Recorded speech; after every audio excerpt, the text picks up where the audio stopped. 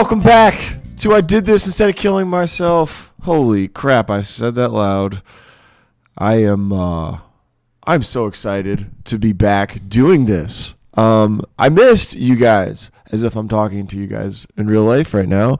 I am very excited. It is the week of January 10th, 2022. Happy New Year. And thank you guys for listening and coming back. We just took like a 2-week break from the podcast. And I had a great time in Michigan, spending time with my family. I hope you guys had a good Christmas as well. But yeah, after 2 weeks of not doing it, I was like, man, we got to do more episodes because this is really fun. So I hope you guys have your New Year's resolutions going. I don't know if you have any yet. I have 2. One was work out more, and I just got back from Orange Theory, so I'm doing that. Also, Orange Theory, great place to meet hot chicks. So working on that. And then the other one I had was go to therapy. So I still have yet to do that. So anyway, I hope you guys have a happy New Year. I hope New Year's resolutions. People hate on them. I think they're sweet. I think you should definitely do them. But yeah, anyway, we have a great week of comedy, and we have a guest today that I absolutely love. Our guest today is Leah Lynn. She is a Charlotte-based comedian, and she's one of my favorite people in comedy. Our paths have crossed a few times, and she is just one of those people you just love to see because she's warm, nice, and she's very wise too. So a couple things about Leah.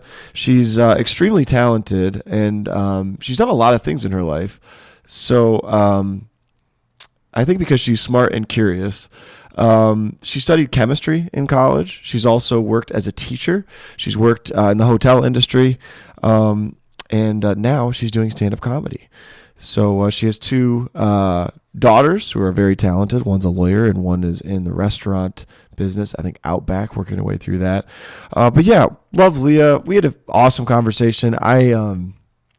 We just had fun hanging out, and we also got into some fun topics that I think are good for the first part of the year, because we talked about her theories on how on happiness. Everybody wants to be happy. I know I want to be happy.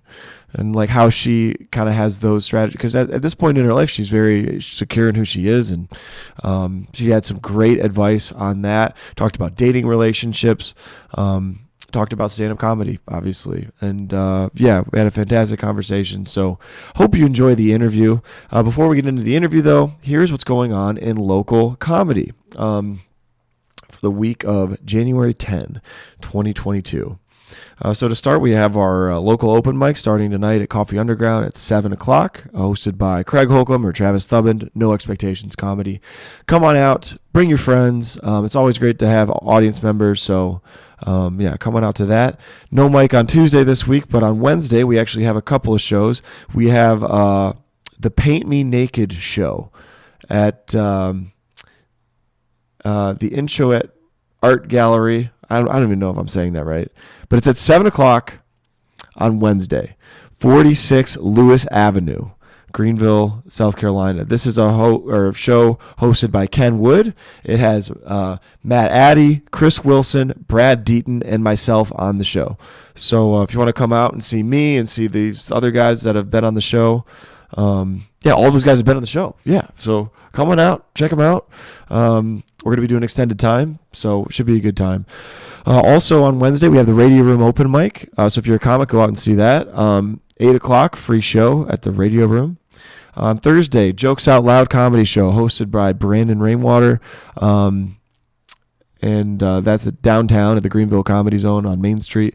$10 cover for that. And Friday and Saturday, we have Carlos Mencia's coming to town. There's 2 shows on Friday at 7 and 9, 2 shows on Saturday at 6 and 9, and 1 show on Sunday at 7 p.m. So Carlos Mencia, he's got an interesting background. I don't know how I feel about Carlos Mencia, honestly. But if you want to go see him, I mean, he'd be a fascinating guy to see. Carlos Mencia got accused of stealing jokes and got in a big fight with Joe Rogan. So if you're curious about that, Google Carlos Mencia and Joe Rogan and see what comes up. It's pretty hilarious. But anyway, Carlos Mencia will be here. So, all right, that's it for local comedy. I hope you guys have a fantastic week. And by the way, in this new year, I was just thinking, like, if you guys have anything you'd like to see in the show or whatever, just DM me. We're going to maybe do some new stuff this year. We're going to continue to have the interview format like it is. But if you have anything you'd like to see, just put a comment in the under the YouTube video. And I never asked this because I feel douchey asking it, but if you wouldn't mind subscribing to the channel. Sometimes I put out other stuff, and that just helps kind of, I don't know, grow following. And we're supposed to ask for followers. So if you haven't subscribed yet, go ahead and subscribe. Yeah, I just asked you to do that. God damn it. All right. Anyway, I hope you guys have a fantastic week. Here's the interview with Leah. So we're going to go ahead and get started. All right, let's do it. Leah. Yes, Lynn from Charlotte. Lynn, thank you so much for coming. Thank you for having me. I appreciate it. You thought we were going to shoot a porn? A porn, yeah. The old school porn, yeah. You know how I go. With the umbrella lights. You know, nobody know what they call umbrella lights and all this lighting and stuff. We just need a mattress. Yeah. Yeah, we're hanging out at my place, and the viewers can't see this, but all the lights in the background. Right. It's not the first time I've gotten this. The porn. Yeah, well, because I don't put these away fully. So like when people come over, the lights and stuff are tucked kind of in the corner, and then they'll say, "Well, dude, what are you doing here?" Yeah, it's like a casting couch situation. Right. Yeah, that's funny. The casting couch. And speaking of funny, I love your Instagram handle. Leah Lynn can be found on She Funny and Cute. Thank you. On Instagram, which is perfect. Thank you. You're funny and cute. Because I am funny and cute. Say thank you. I appreciate that compliment. Yeah, I had another IG, but you know those Bitcoin hackers who clearly have nothing else better to do. Yeah, they straight took over my page. I hated it. It was a great page. You've gotten hacked before by those Bitcoin people? I sure did. A lot of people. I mean, it's like, damn, what are y'all doing? Because you're not making money, because my friends are broke. So... So it's no way you're going to get any money off of them at all. So yeah. But I heard you can buy your page back. That's really what they do. Like, buy your page back? Yeah, they hack your page. So they take your page hostage? Yeah, it's basically see how much you're willing to pay for it. Yeah. Dang. It's not that serious for me. Like, you know what? I can just start a new page. Yeah, go ahead and take it. Yeah. Dang, you should call the cops, man. Yeah, shit. You got to, I mean, of course, you know, you can tell the people are from a foreign country by the way they spell. The spelling is off. And just their sentences sound a little bit not quite right. Right. Just a little uneducated. So I'm like, oh, these are, these are foreigners. But yeah, so they took my page over, and I already had 3 pages, so it didn't really matter. That was my favorite. 3 pages? Yeah, because I used to run I used to be a personal chef. Okay. So I had a page just for my personal chef, and then I had a page for my shit talk, and then I had a page for my family. You know, you would post family pictures and shit. Yeah. Wait, so you had a shit talking page? Yeah, I still got my shit talking page. So does that one like anonymous? Like nobody knows it's No, you? I don't really post my picture. You know what I mean? Like every now and again, but they don't know who I am because it's called a drunk tongue. You know a drunk tongue? Yeah, a drunk tongue. Yeah, that's my page, a drunk tongue. Okay. So I just post random shit that makes sense. Sometimes just to kind of stir up some shit. Yeah. And you know, people. You know, kids have those nowadays, right? Have you heard of that? The IG pages. Yeah, well, they have a fake one. It's called a Finsta. Come on now. That's what they say. You know about that? Yeah, I've heard, but I didn't know it actually had a name. I just thought it was called fake page. I'm slow on this stuff. I try to keep up with my my cousins and little siblings tell me about them. Funny. But what would they even need a fake page for? To psych the parents out or something? Maybe, or just. Maybe for themselves. Like, I don't know. Kids are all about like appearances these days. Yeah, like they want to be like, they might have one where they want it to be perfect and polished. Right. And then one where they can just kind of goof around and and maybe shit talk. I don't know. I don't know. That's just stupid. I mean, but you know, it's some adults that care what people think. Like we are really, you know, do you care what people think? Could give 2 shits. That's so amazing. Yeah, I still really care. I try not to. Really? I agonize. I don't know why I stopped. I don't know how I stopped caring, but I don't know. Maybe one day I woke up and say, fuck them. I mean, you just just however that goes. But no, I've never really, I think I cared back in grade school. And the high school I went to, it was mostly known for sports and fashion. Education was not was not in the top 3 things. So they didn't right? care if you were smart or good. Yeah, grades. no, It was just but if it was you just were- about sports. Like we had the best basketball team, we had the best football team. Mm-hmm. So we always, when the regular people showed up for these sporting events, we had to be like, people just expected us to look good and you know, Yeah. things like that. So I think that was probably about the last time I really gave a shit, because you had to do it to fit in. You know Right. what I mean? Of course, this was many moons before social media, but yeah. So I think Were you that's popular? yeah. You know what? I bet you were. I was, but I didn't associate with one group of people. Who? You know, like I hung out with the kids that wore like the long trench coats in the summer. What? I hung out with them school too. shooters? Yeah, I hung out with them. Do you remember the school? Yeah. Oh yeah. You Not know. to like make it Oh dark. no. The Shit. No. Columbine Oh yeah. kids, they That- wore the trench coats. They were right, and I hung out with them. I hung out with the rich white kids. I hung out with the Asians because I went to an open high school. So anybody who came into Charlotte-Mecklenburg school system got to pick what high school they went to, Okay. and a lot of Asians came to my high school. Okay. So it was pretty cool. It was pretty fun. So I just kind of dipped in all the groups. Like I never just stuck with one group. But me and my homegirl Kim, we used to say, "Thank God school shootings weren't popular back then, because we would have got shot." Because we talked shit. Yeah, we talked about everybody. Like we literally. Wait, so you mingled in all the groups and then you talk shit about all the groups? Yeah. We would talk shit about anybody. Like nobody was exempt for me. And the reason why I did that was because I didn't want you to think you were exempt. You're not exempt. If I'm gonna talk shit about you, but it was funny shit. It wasn't like your mama hoe. It wasn't no stuff like that. Like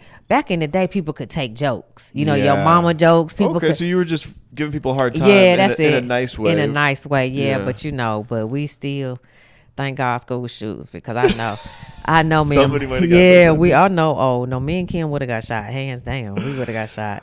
Yeah, but I was similar in high school. I never I played sports, but I never like got stuck in one group. right, I was friends with the nerds, the drama kids, the everybody. yeah, It yeah. was, yeah, why not? Because you were in class with everybody. It's not like you were just in school, in class with the cool kids. Yeah. You know, but. And I was weird too. Yeah. I was goofy, weird. Oh, were you? Yeah. Yeah. Yeah. And then like we started this thing one time where we just stopped caring about what we were gonna wear. Uh-huh. Like we stopped like I would come to school in like shorts and a t-shirt and like not even combing my hair at all. I probably look like I do now. That's right. You Kinda. look fine, right? Dude, my mom freaked out. I just got Because you back let from your hair Michigan. growing out. Yeah, well everybody's like, you know, I see him a couple times a year. So like Right. if I come home looking like this, they're like, "Are you okay?" Yeah. Like, "Hey, Yeah, like I'm doing real good, actually. yeah, I'm just trying to stop caring. you know? Yeah, right. Listen, it's all in you. You know, and I guess too, because I talk to myself so much, like I talk to myself so much that I have to catch myself when I'm out in public. Thank God we wear the mask now, because Yeah. my lips be moving. You know what I mean? Yeah, Yeah. I do talk to myself. What do you say to yourself? Like positive self-talk, or Yeah, just talking through definitely. how your day's going? What do Right, you- positive self-talk, or like if I see something funny, I'm like, oh no, she know better than that, you know, or some, or something along the lines of that. But yeah, I mean, Yeah. I wake up and I'll be like, hey, Leah, how you doing today with your beautiful self? You know, Oh, even I if I'm like sitting there that. looking a hot damn mess, it's all in the attitude. It's all in the attitude. Yeah. Yeah, So, I caught myself doing that at the airport today. oh really? Yeah, because I was trying to plan out my set for later, Right. and I'll find myself just telling my jokes to myself, and I'm like, dude, I don't even have my AirPods in right now. People probably think I'm insane. Like you gotta at least put the headphones in. I feel like, Right. But so your that head people cover think your you might be ears. on the phone. Yeah, so you're good. Right. Yeah, That- but I didn't have them in, and I was just like going through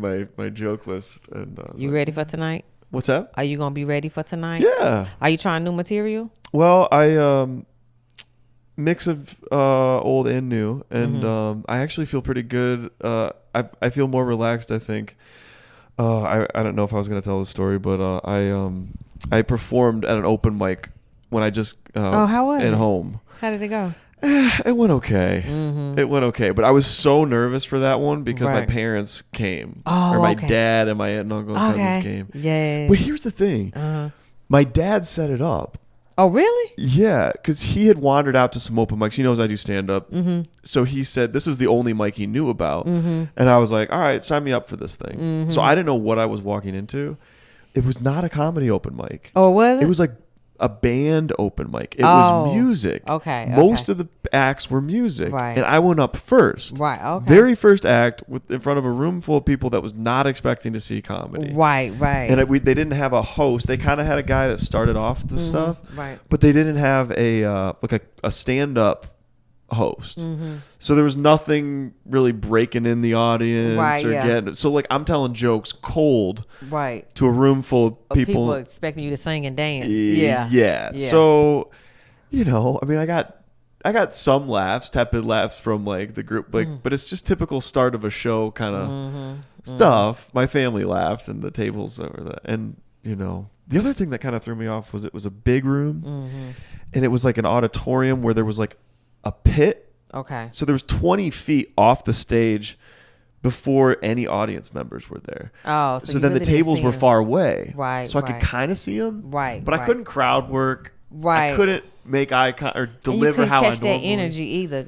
Right. Yeah, I can't catch your energy. You too far back. Yeah. Right. So I'm making all the every excuse in the it's book. Okay. It's okay. But, it's okay. Yeah. It was fun. It threw you off. It did. Yeah.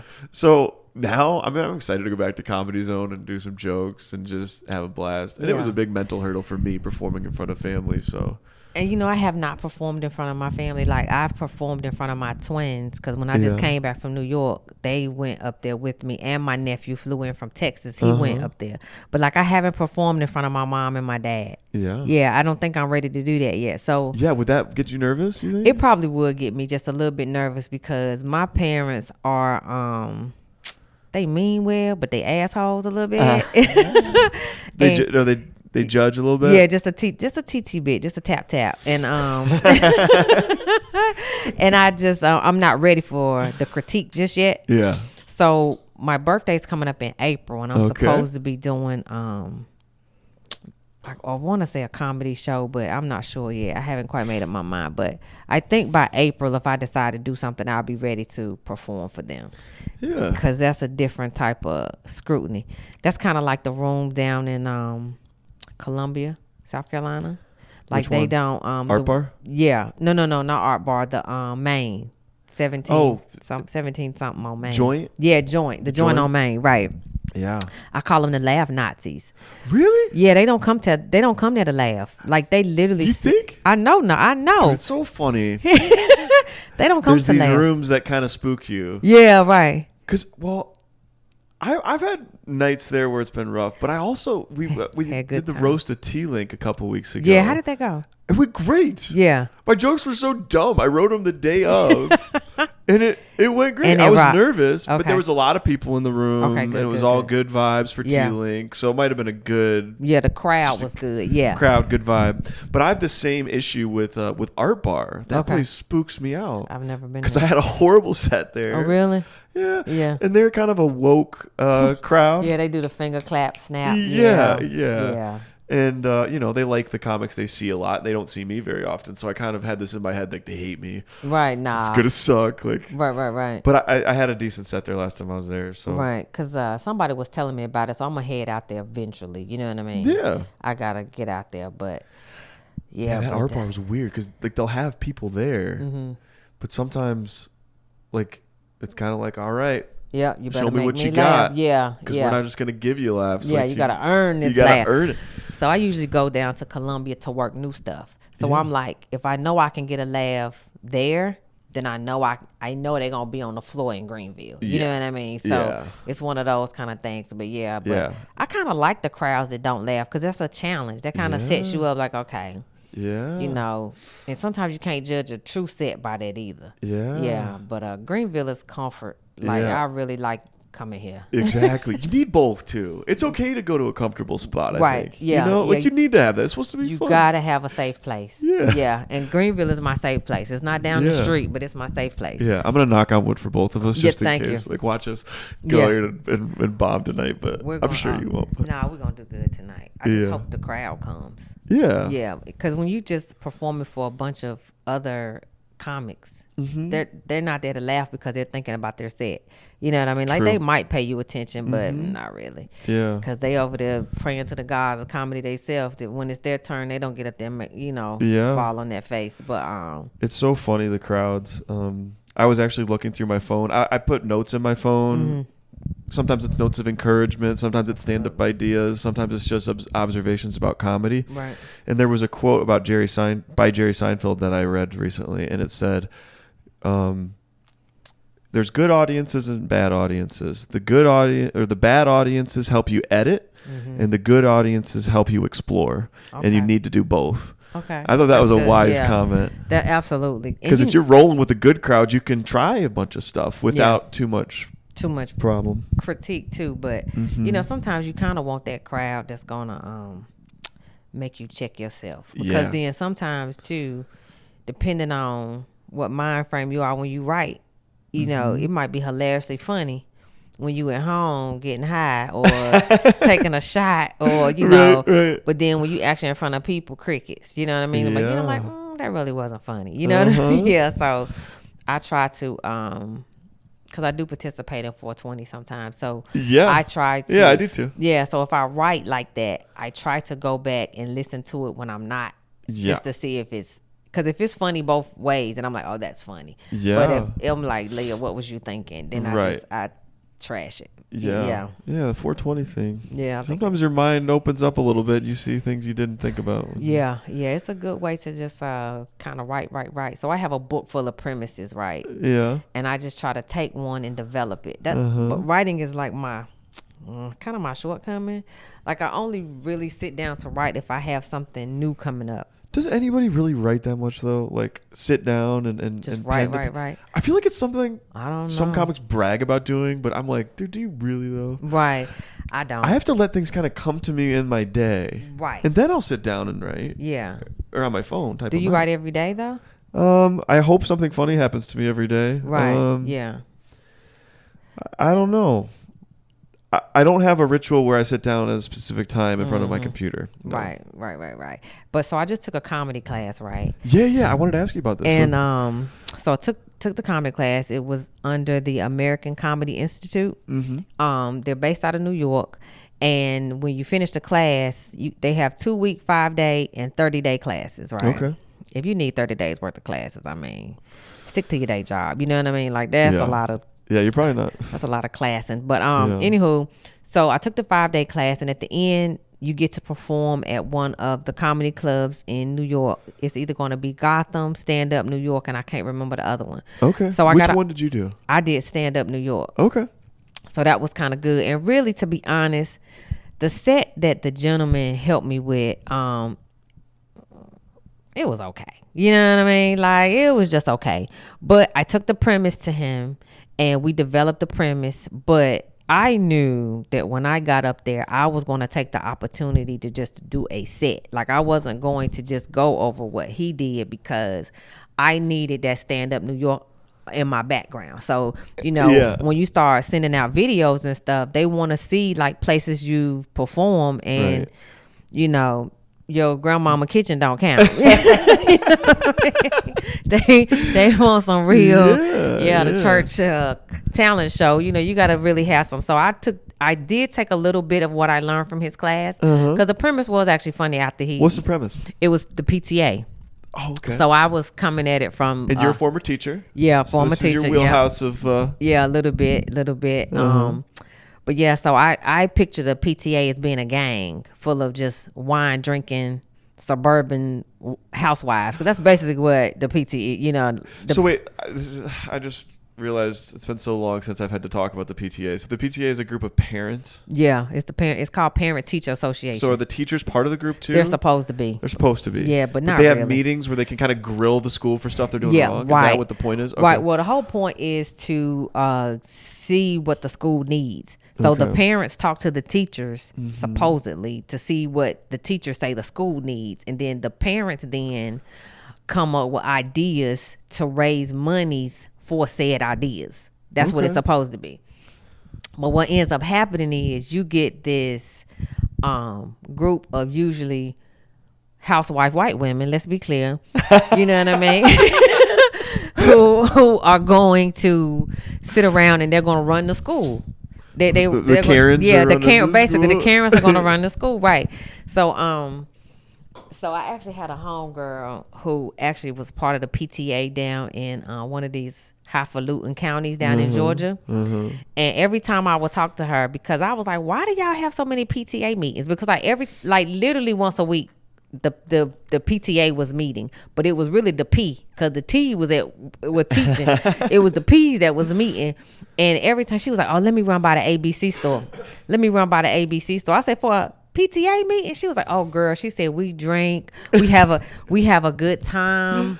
We have a good time doing these PTA meetings. I'm like, I don't think that's not a P. That sounds like more like a AA meeting in reverse, right? Like y'all ain't getting drunk. Y'all getting drunk, talking about bagels and stuff. I don't get it. So anyway, so I kind of took the joke of the idea of the PTA being like this gang of white women who get drunk and make, it actually doesn't sound funny, but it actually turned out to be turned out to be really funny. I was kind of proud of myself on that one. So yeah, but that was so the class I just took, like I said, I took the opportunity to get that Stand Up New York behind me in my shot.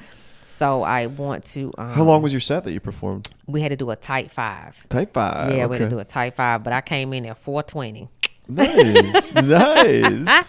I came in at 4:20, so that worked. It's tough to edit them down, because if your set's going so well, like it may extend. Yeah, it really does. But they have this, blinding light. I have never seen a light so bright. So as you were getting closer, the light came on at like maybe 4:30 or something like that, but my light never even came on. They told you when the light was gonna come on, and the man basically cut a joke. He said, as you get to your 5, it's gonna get so bright that you're gonna want to get off that stage, so it's almost like they purposely blind your ass. Interesting. So they're like turning up the heat like it's an oven or something, right? Because they didn't cut the mic off. They don't cut the mic off. They just turn you into a vampire. So that type of, but it was a good time though. Yeah, it was a good time. That's awesome. So, have you done Laughing Skull before? No, I need to. That's on my to-do list. Okay. That's definitely on my to-do list. Yeah, everybody's going out there. They really are. That's a tight 4 minutes. Oh, is it? For the open mic, yeah. Okay. And my last one was so fun, and I was kicking myself. My set timed out at 4:45, reciting it to myself, or 3:45. Excuse me, 4 minutes. Yeah. And but the audience was so great, like they were laughing, and to make sure I allowed time for the laughs, I got cut off before my last joke. Oh really? Finished. Yeah. I was about 75% through my last joke. Okay, and they cut you. And then they play music. Okay. They play the Titanic music. Oh my gosh. My heart will go on. Yeah. And I'm like, I was so mad because it was such a Yeah, like I was about to bring it home. Right. I was about to bring it on home. Yeah. So. But it's okay. At least. I think what I'm going to do, because I have a video of it, I think I'm going to cut the end off after my second to last joke and just fade it to black, and that'll be with the segment. Gotta edit in. So important. So but Laughing Skull is definitely on my to-do list, and I actually just have a couple of cities that I just said I just want to go to and just try to do the open mics. Where do you want to go? I definitely want to go back to New York, because there's so many open mics, like it's ridiculous. Yeah, like it's kind of like Atlanta, because Atlanta might have like 2-3 mics in one night. New York might have 15 mics in one night. It's just depending, because there's so many sides to New York, and I guess they was like, we're going to make it fair. It shouldn't take you 45 minutes to get to a mic. So I actually befriended this gentleman at a bar there. Like, it's more like a lounge. And they actually have competitions every Saturday, and he was like, the jackpots kind of get up there. So I said, I'm not going to break my neck to get back, because he wasn't really clear on how big the jackpot is, because $100 is not worth me. The plane ticket. Yeah, what I mean? You're all about that money, huh? Yeah, well. Money motivates you? Yeah, because you kind of need it. But, I won't be quitting my day job anytime soon for comedy, let me say that. But, but it's I think it's just an opportunity. Like anything, you want to get paid for it on some level. Yeah, But, no, I like that. But but I will say, in New York, they say the hosting positions, they get paid nothing. Like, really? Yeah, he said you don't get paid nothing to host. Like $25, maybe 50. He said that's if you got a good room. He said, but hosting only pays if you can host several rooms. You know what I mean? But that's a lot of moving around. It is. Yeah, that's a lot of moving around. So. I don't know, but I think you can get anything under your belt. Right. Contests, man. Yeah. You freak me out. Yeah. I don't like the extra. You don't like them? No, there's enough pressure with stand-up anyway. Like, let's add a contest. Yeah, like, yeah. You're competing for laughs every joke you tell. Like, basically. I'm not gonna add more pressure to this. I think it's a way to get your name out there, though. No, too. it definitely is. Yeah, it definitely is. And I had a lot of fun. We right. crossed paths. Yeah, at the one in Myrtle Beach. Beach contest. Yeah, but I actually signed up for the World Series of Comedy competition. Oh, in Vegas? Yeah, right. I Good signed for up for you. it. And the great thing about it is, they have qualifying clubs in various states, so you don't have to go all the way out to LA to try to qualify. Okay. So they have one in Atlanta, and then they have, matter of fact, the Comedy Cabana is one of the qualifying clubs. Okay. Yeah. Is it a separate round of contests that they do it at? Yeah. So specific for World Series of Comedy? Right. Absolutely. So in March, they have the qualifying rounds down in Atlanta, and then in May it'll be at the Comedy Cabana, because the World Series is not until September. Okay. And so, like, you have to win at one of the locations in order for your name to even be put in the pot To go to Vegas? Yeah, for them to even. Does it have to be consider clean or anything? It doesn't say. I don't think so. I don't good. think so. But I mean, you don't want to get up there and just have a tirade of cuss words either. But yeah. But they so I entered that. So we'll see, says the blind man, because I mean they have the top 40 for 2 years and under, and then they have top 101. So I mean, shit, if you can't goddamn place, that just go to show you how many people it's gonna be too. Because I mean, if they trying to hold 101 spots, that's something to. Of course they narrow it down from there, but the point is you get a good opportunity though, because it's for a whole week. I don't even know how much you know about it, but the whole thing is for a whole week. I don't know a lot about it. I know Tom Emmons participated in it. Do you know who Tom Emmons is? I haven't met him. Yeah, he looks like ZZ Top, or like a member of ZZ. Oh, really? He's got a beard down Oh, here. really? Okay. Yeah, he's an older gentleman, maybe. Well, he's younger than he appears. With the beard, it looks like he could be 80 if he wanted, but I don't know. I think he's in his 40s. Okay. He's not that old, but he. How did he do? Very dry to live. I don't know. I think he did well. Think so? Yeah, I mean he's got very funny jokes. He's kind of a one-liner type comic. Okay, right. Well-written jokes. He's also clean. He's squeaky clean. Okay. But yeah, he's a real fun act. I mean, it's. I love one of the reasons I love stand-up is all the comics are so different. Like if I saw you on a show and him on a show, like. Right.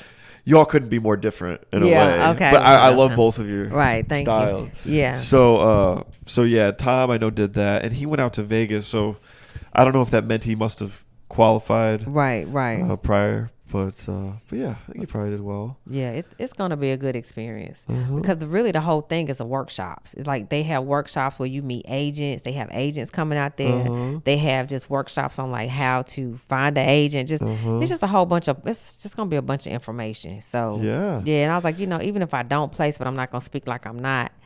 It'll be the experience of getting to meet people. Yeah. Because I think you'll do well. Funny's funny, and you did great. You placed in the Myrtle competition. Third place. I'll pat myself. Yep. Yeah. I wore my T-shirt last night to bed. Yeah, that's awesome. Yeah, they gave me a lot of T-shirts. Yeah. How many? I think it was at least 3 T-shirts. Yeah. Yeah, it was 3 T-shirts, and it was a coupon to a dinner that I knew I wasn't going to be able to participate in. Yeah, but it was, it was the place that count, not the prize. Yeah. They're so nice there too. I see. Super supportive. They seem like they're really nice. As a part of what you won, do you get a chance to go back and host or do any guest spots? No, only first place. Only first place. Yeah, that was part of the first place package. Yeah, but I spoke to the owner, and she said that I could get back in contact with her maybe for some hosting or some guest spots. Yeah. Yeah, so I definitely want to try to keep that door open. If for nothing else, just when it's time to qualify for the comedy series thing, that, my name will be fresh. Like, okay, there she goes again. You know what I mean? Like, damn, girl, you down here all the time. Yeah. So. You do a lot of hosting? I have maybe twice. It's not my first. It's not what I like. I can't get it. I hate hosting. Yeah, okay. Because you start off with the audience before they've lifted off for the show. It's your job to get them there. You basically the crowd hyper. Right. Yeah. So you may not, get big laughs right out of the gate until they're settled in, comfortable, used to looking at the stage. Had their first drink. What's that? Unless they've had their first drink. Yeah.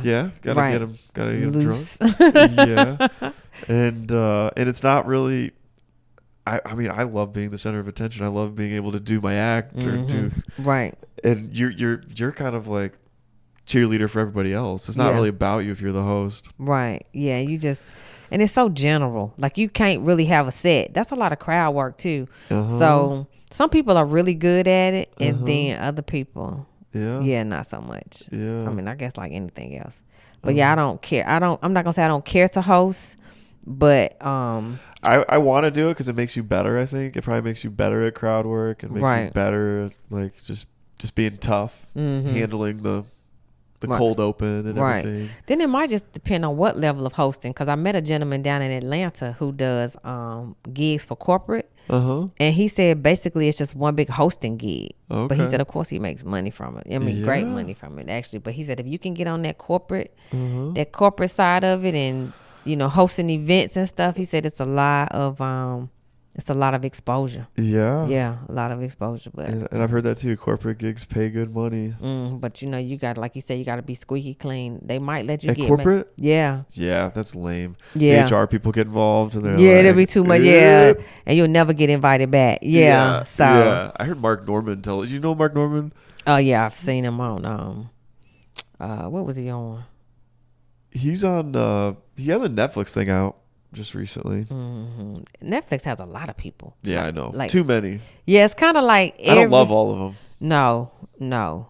Everybody. But you know, I didn't know that somebody was telling me, I'm not sure it is, but you can actually, like, if you're not a big name, you can actually pay Netflix, and Netflix will put your shit on there. Really? Yeah, but I don't.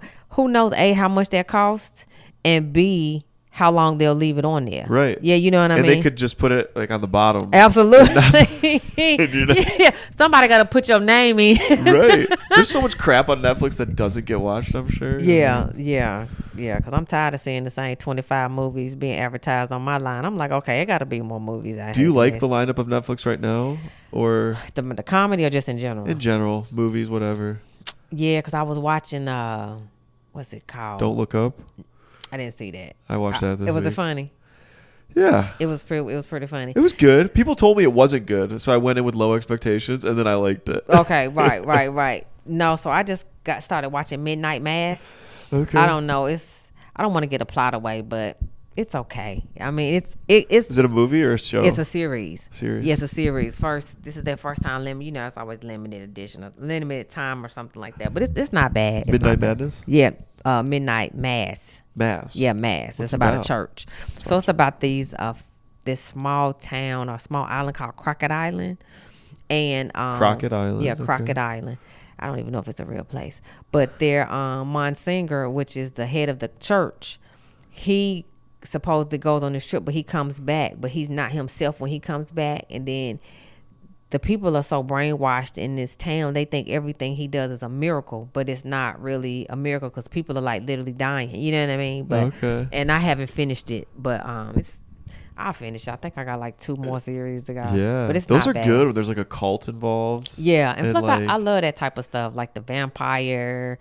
I don't really like that zombie shit. That's stupid to me. Zombie shit? Yeah. You don't like it, or no, you do? I don't. You don't like zombies? Stupid. No. But vampires? I love vampires, werewolves. You know, a couple of witches. But y'all can keep the zombies. I'm not a fan of the zombies. Yeah. I never get into horror movies. I couldn't either. I can't. Girls like to watch them. No. Like girls that like I date. Like. Oh really? Yeah. They like horror movies? Yeah, a lot of girls like to get scared. I don't know why. Oh well, I can see if you with a guy, but I don't watch anything that could potentially be real, because like now of course if you got some old monster climbing out your sink, we know that's not real. Like that shit can't happen. But if something could be like possessed or you know a house or something like that, or there's a crazy killer in the United States that hasn't been caught, right? And it's a true story. Yeah, and last seen down the street from your house. You know, but I can't. If it can potentially be real, I can't do it. Right? No, I don't do it. Yeah. I don't do it. I pick and choose. Yeah, there was one movie I saw in high school with my ex-girlfriend's family. Mm-hmm. They liked horror movies, and I was like, oh, and I was so sheltered back then. Yeah. This movie called Wolf Creek.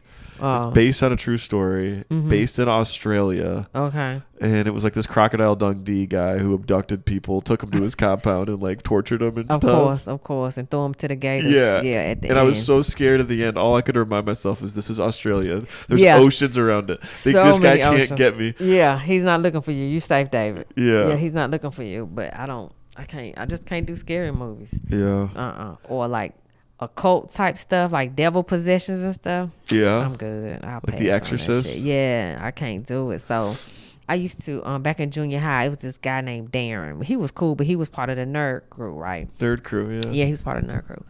And him and his homeboys decided one weekend that they were going to try to summon the devil.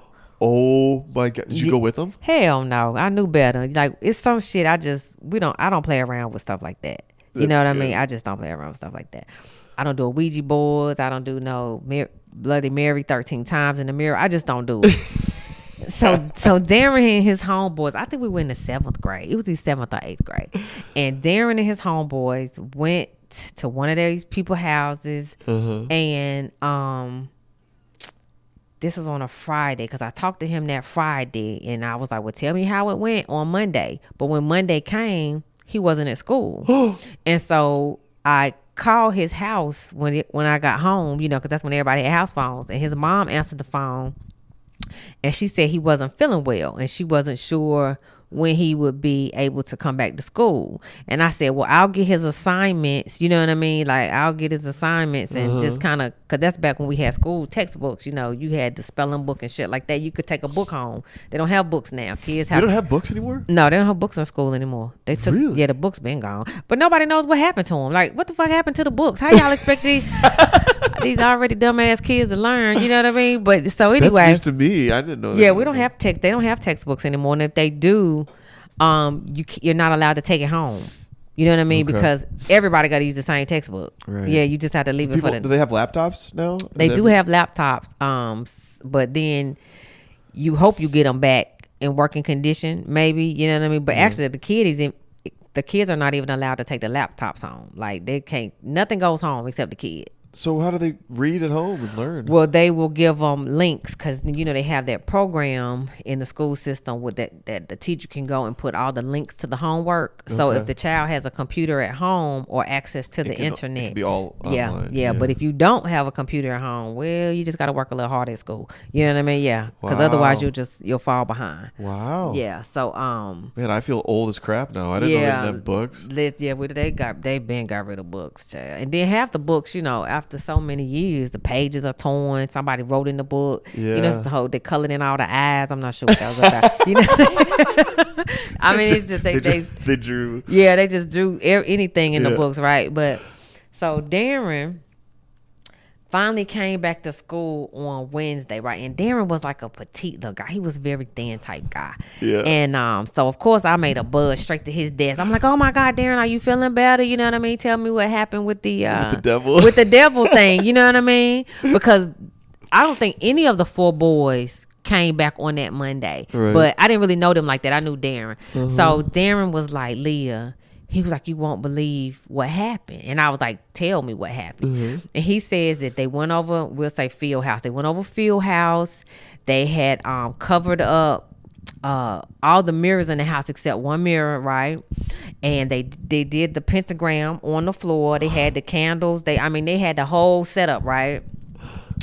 And Darren says they were standing around the circle because it had to be 5 of them because it's penta 5. He said everybody was saying, chanting and shit like that. And he said all of a sudden, like he says, like on TV, he said the candles went out and they came back. And he said that when they looked in the one mirror that they were talking into or whatever, he said it was a dark shadow standing, you couldn't really see his face, but kind of standing back. And he said that's all he remembers. That he said he think he fainted. He honestly said he think he fainted. But he said, but the other guys that were there that night, he said like one guy stopped talking.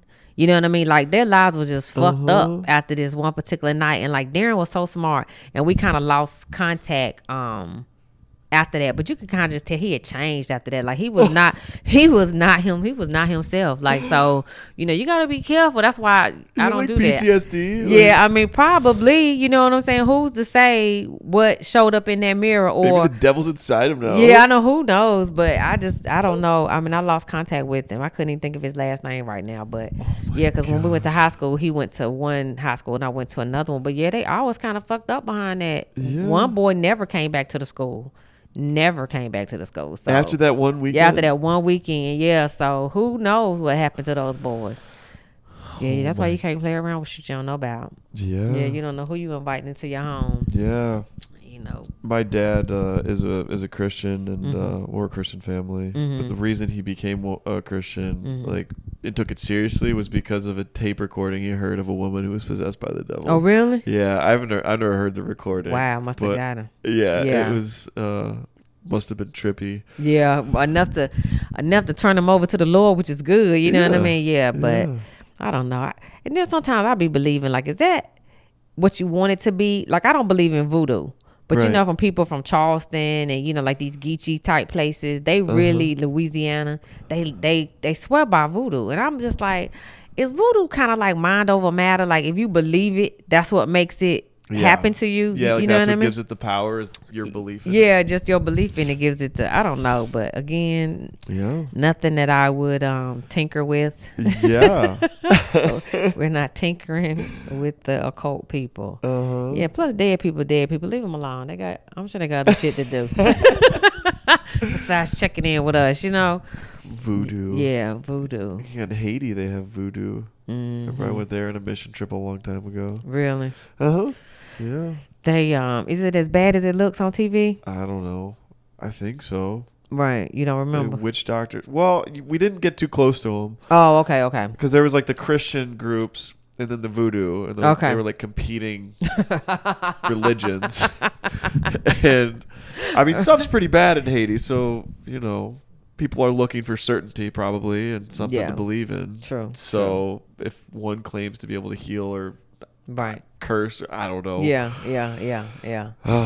That's funny, not funny, because a good friend of mine, she likes to take trips. That was her shit, right? So pre-COVID, she was saying that, you know what? She was like, look, I was online. She said, I found this really good deal. We can go down to Haiti. She said hotel, airfare. Haiti for vacation? Yeah.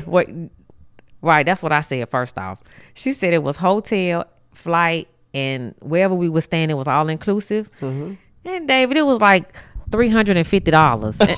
And so I told her, bitch, I'm not going. First off, Haiti is no place that you just want to go vacation in Haiti. And I told her, I said, for the price to be so low, they don't expect you to return. You know what I mean? Right. I said, we'll never see you again. So I told her, I said, if and when you make it back, give me a call, because I'm not going to no damn Haiti to hang out in no Haiti. Are you playing? It's scary, man. You get off the plane at that airport and like nothing's like that stable. Like the infrastructure, and the checking the passports. It's not like the United States when everything's like okay, right, just by the book, a process, and then like there's just crazy amounts of people running around at the airport. And, for no reason at all. People, like, I was like, this is where people get abducted. And like, people, like, right, and nobody will ever know. And we can't speak their French. They speak, French, Creole, We can't speak. So we're like just trying to get our escort, and I'm like clinging to the guy who was with our church, like, dude. Right. He turned around and you run into him, right? Yeah, on his heels. Believe that. No, needless to say, she didn't go, but I just thought that shit was so funny to me. I was like, sometimes if it's too cheap, boo, you know what I mean? And that was for like a week. So you trying to tell me for a week, a plane ticket and the hotel for $350? Right, yeah, all inclusive. Girl, bye. Are you playing? You just paid to get kidnapped. You paid $350. Yeah, maybe they'll put that down on your ransom. But I'm just saying, you call me. And there's no traffic laws there either. Like, I don't know. Or there are, but like, they mean nothing. It's kind of like people go to intersections and they just honk. Come through.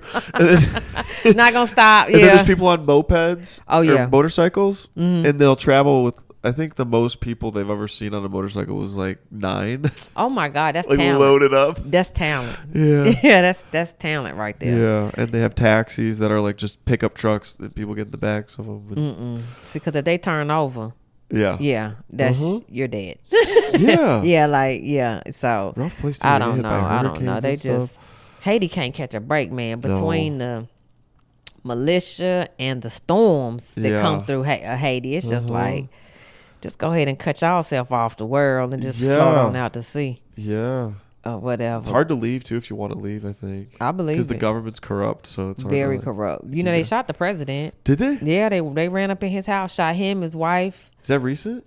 Yeah, like in the last 6 months. Oh my gosh, you don't hear about those stories either. Yeah, well, I saw it on CNN or whatever bullshit it was. Oh, but okay. Yeah. There's so much news nowadays. I kind of gets lost. Yeah, plus there's so much turmoil. Like I don't even watch the news. You watch the news? No. Cause I just I don't want to be depressed today. That's what I like. So I don't watch the news. Yeah. Right. I was talking to my parents about this because they watch the news. They're right leaning, so they like the Fox News. And Oh, okay. Other people like the CNN. Yes. I'm more or less middle, but I was like a few weeks ago or maybe a month ago. I turned on the news kind of by accident. Okay. And as it was on, it's been a long time, probably since like election time, where I was watching it regularly, and I was like, "Dude, this is bad for your brain." Yeah, it's terrible. Like, not even saying left or right, like both, I'm sure, do this, but they just wanted your attention so bad that it was just like every headline was like, "Crisis." Yeah. This is 19 dead. Yeah. This is gonna kill you. Yeah, it was just the tone of it, and then there was like, I think this was Fox News I was watching it. Like there was the talking heads. There was like Hannity, Tucker, whoever else they have. It was all the same stories, just a different personality. Yeah, that's it. And on CNN they have those too. I don't know if I forget the CNN people. They got Lemon. They got Don Lemon. They have gosh, what's his name? I really like him. Gloria Stelter. Vanderbilt. Gloria Vanderbilt's grandson. Coop. No, is it Cooper? Yeah. Anderson Cooper? Yeah, Anderson Cooper is on there because, what's his name got fired? Chris Cuomo got fired. Yeah, he got fired. Yeah. He was lumped in with his brother. Yeah, they found out that he was trying to help his brother come up with a lie. And they was like, you got to go. You know what I mean? But I don't know how he thought he was going to get away with that, though. Right. But that just means whoever was in the room while y'all was talking had to tell it. Yeah. You know what I mean? But I would hope he would be smart enough to talk to his brother at his house. I don't know how that happened, but nonetheless, he fired. Yeah. So, but every news outlet has people that are going to try to persuade you to see it their way. Yeah. That's just like I said, when COVID first came out, it was so much information to the point where people were confused. Yeah, they was like, am I gonna die? Am I not gonna die? You know what I mean? Or do I need some toilet tissue? You know what I mean? Like, what the fuck was the toilet tissue about? Yeah. Because I really thought a symptom of COVID was diarrhea, and it was, and it wasn't. It was not I'm a pretty symptom. sure it might have been listed early on. That sounds familiar to me. I don't know why everybody ran out and grabbed nothing but toilet tissue. Y'all didn't get no food. You didn't get shit else. Yeah, it was like we were confused. Yeah, right. right. F it. We're getting toilet paper. We're gonna wipe our ass, everybody. Like, just don't worry. I got this part. of the pandemic covered. That's just like when a snowstorm come. Everybody run out, get milk, bread, and eggs. Like, y'all just gonna make French toast. Like, that's all y'all gonna have. We don't need no vegetables, no water. Just we gonna have French toast. Yeah. It's just, I don't know. It was just too much confusion. And then when the vaccine came out, get it, don't get it, gonna kill you. You gonna grow. You gonna grow a tail. Like, it was just it was either much you get shit. it and you're gonna die. Yeah. Or the government's putting a chip in you and to some other faraway land. The vaccine's gonna kill you. Yeah. Those were the two camps. Right. It was just a lot going on at one time about that. Now, of course, you gotta have to probably, by the time this shit is over with, people are gonna be taking shots like diabetics because you're gonna need so many shots because they like on their 4th booster now. Like, come on. Did you hear that I saw some data that the 95%. I gotta be careful what I say. We never talk about politics on this, but you're fine. The 95% of the new cases of Omicron in certain parts are for vaccinated people. Wow. Vaccinated people are getting it. Yeah. So it's not even boosted people. Right. So well Pfizer I kind of said, want to just get it if it's not that bad. yeah, just get it over with, Yeah, right? Like I'd rather do that. build up your own antibodies to it. But I don't know. Like I said, drink water, wash your hands, eat your veggies. I just solved the crisis. You know what I mean? Yeah. Crisis solved. Yeah, man, stop it. Leah Lynn in charge. Yeah, let me do it. Yeah, so that's just, I don't know. Just, I say do what's best for your family. If, like, my parents are older, so they broke their neck to hurry up and go get the vaccine. Yeah. I did go get the first shot. I didn't go get the second shot. Wait, you did it? No, I did. I didn't go get the second shot. I forgot. I think you might have told me this before. I didn't want to. Wait, so is that bad for you if you don't get the second one? Well, really, shit. I mean, it really doesn't matter. Think about it, because some of the people who got the first 10 shots, I mean, are still getting. Yeah, they still getting everything. So what the fuck difference does it matter? Yeah. I think it's just your immune system to start with. You know what I mean? Like, I'm not a sickly type person. Yeah. So thank God for that. Plus, I wear flip flops. I know my mom like this some bullshit, but I literally wear flip flops year round. You do? I do. I don't give a fuck if it's snowing. That's like what I do. That's like what white guys do. I'm white. I think I was white in my last life. I'm pretty sure I was a Karen, but yeah, I wear flip flops year round, and I bite my fingernails. So you know how. Dude, me too. Yeah. So do you know how much junk already was in our immune system? Yeah. Yeah. Dude, so, I'm gross. I probably am fine. Yeah. Like, I used to suck my thumb when I was little. Who didn't? Yeah. Yeah. Yeah. I mean, I was telling my mom that. I said, people who bite their fingernails, their immune system is already having so much junk in it that it stays ready, set, go. Yeah. And she was like, "Oh, you just made that up." And so I actually showed her the proof. I was like, "Let me just wait. Is there any data on people who bite their fingernails? People who bite their fingernails. Studies? Yeah, absolutely. There are studies that people who bite their fingernails. Dude. Think about how much shit is under your fingernails. Yeah. You know what I mean? And people who bite their nails, we don't take time to sometimes wash our hands, because I do it as a nervous tick. Yeah, me too. So if I'm nervous, I don't give a shit where I am. I'm about to bite this fingernail. You know what I mean? It must go. You know what I mean? Yeah. It must go.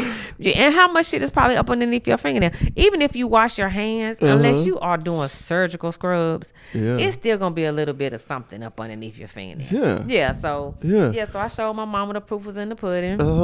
I mean, I wash my hands, but I don't know that I do the however long you're supposed to do it. Yeah, I think I wash my hands for like 15, 20 seconds probably, but like I'm just supposed to do it super long and scrub every. I think you're supposed to. Is it the happy birthday song? Or is it why you brush your teeth? It's a certain song that you're supposed to sing that's supposed to be the length of something, but I don't know. But nonetheless, that's so funny you didn't get the second one. No, I didn't get the second one. Did you forget, or did you just make a choice to not? I was like, you know what? I'm good. I gave my immune system a little espresso shot. You know what I mean? Like, we just gonna get it going. No, I'm not going to get the second shot. Fuck it, because everybody. Now I can't say everybody, but a lot of people who did go and get that second shot, it made them sick. Especially if you got the Moderna. Yeah. Now I got the Pfizer. Yeah. One.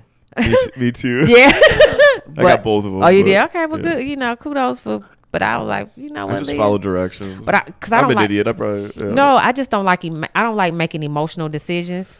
And I only got the first one because one of my homeboys from card night had sent out a text message that said, "Hey, just tested positive. Y'all do what y'all want." You know, that's basically what the text message said, right? So I was like, "Oh shit! I got these old people at the house. I got this kid at the house. I gotta act like an adult. Let me go get the shot." You know what I mean? Yeah. Now my arm was a little tender, maybe 48 hours, and I didn't think nothing else happened though. Nah, nothing else happened. But then I got to thinking about that shit. Then you start hearing all this other information. How, it was just too much. When was it that you got it? I got the shot back in July. Okay, middle of the year. Yeah, because I was supposed to get the second one. I got it in August because I was supposed to get the second one on August the 28th exactly. Yeah. I called it. I just canceled it. I went online and I just canceled the appointment. And of course they ask you, do you want to reschedule? And you say no. And they be like, are you sure? Yes. Are you really sure? Motherfucker. Yes. Like cancel this. Cancel this damn appointment. You know what I mean? Yeah. You like the more you insist, and the more I want to cancel it. Like, right. What is this really being so about? pushy with it. That was when I started to get nervous. But see, this is how you knew it was some bullshit up, right? Because since when have you ever known McDonald's to give away free food if you showed that you had got a vaccination, because they was handing out like free Big Macs for like a couple of days. Yeah, why are they so pushy about That's this what stuff? I'm saying. They know. Listen, I try not to be a conspiracy theorist, you know what I mean? But it's just like, I have never seen anybody care this much. They didn't even care this much about the polio vaccine. Like, goddamn, you know what I mean? Yeah. Yeah. So They didn't? They no weren't shit. I mean, they did, but you know what? We don't know, because when polio was hot, we weren't born, Yeah. but B, it was no social media, and there Right. sure as fuck wasn't no news. Yeah. Not really. You know Why what I do you mean? think they want it so bad? Why do you think they push I it don't so know. much? I don't know. You know, I honestly couldn't tell you, but To me, it's like, let's say the vaccine worked. We know now that it doesn't protect you against the new shit. yeah, Let's say it did. Let's assume it did. Right. To me, if you open it up to everybody, then once it's available, the role of the government and the media should be to say, okay, yeah, here it is. If you want to protect yourself, you can. right. If you don't, that's your right. That's on you as well. Then, Right. just Right. know the risk. Right, And then we can let everybody make their free choice. right. But But they pushing They're this like, one. you have to do. You're not shit if you don't. I mean, That's why I freaked out, because I got it last January. Oh, did you? Yeah, before it was controversial. Okay, right. So I was like, well, because I work in sales at hospitals. Right. So I was like, okay, it's available. Were giving it for free to Right. vendors early. So I was like, this will just be a headache I don't have to worry about anymore, and I'll be protected. And I haven't gotten COVID, so okay, a little protection, right, cool. right. And then they start getting all pushy with Yeah, it. like, You know, I'm like, y'all don't take this shit. We're going to take your benefits. Yeah, we're we're going gonna to come and take fire your you, firstborn. You know what I mean? Yeah, like, it was a lot of shit. I mean, Yeah. it's too much. It's too, and like, so in New York, like I said, we were just up there week before last. You can't even sit in a restaurant without showing I proof know. of vaccination. I was in New York in early December. So yeah, you saw what it was. You gotta Yeah. have that vaccine. You gotta show that card. And New York's getting crushed right now too with the Omicron. but you know what? Okay, so again, how was it that it was discovered in South Africa on a Monday? By Tuesday, it was in Utah. Come the fuck on. Who traveled? Who is patient zero? Because it always got to be patient Jehovah's zero. Witness going. Who was patient zero that went from South Africa to What Utah? missionaries are working right now? Like, geez, take some time off. Yeah, like, come on, people.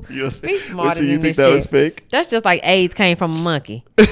Who Everybody says who that. slept with the monkey? Yeah. Who was shooting drugs with the monkey? Because I mean, you know, they said that was the only two ways you could get it, right? Either through blood transfusion, doing drugs, or if you had sex with the monkey. Yeah. I need to bring him. That's who we Yeah. need to be in. That's who you need to interview next. The person the who monkey? slept with the monkey No. to bring AIDS to the United States, Yeah. or was shooting up heroin with the monkey. Come on, Yeah. people, cut the shit out. Somebody has a joke like that. Like, it'd be really hard to bang the monkey. Yep. Like, how do you? Monkeys Dave are. Chappelle Dave joke. Chappelle does?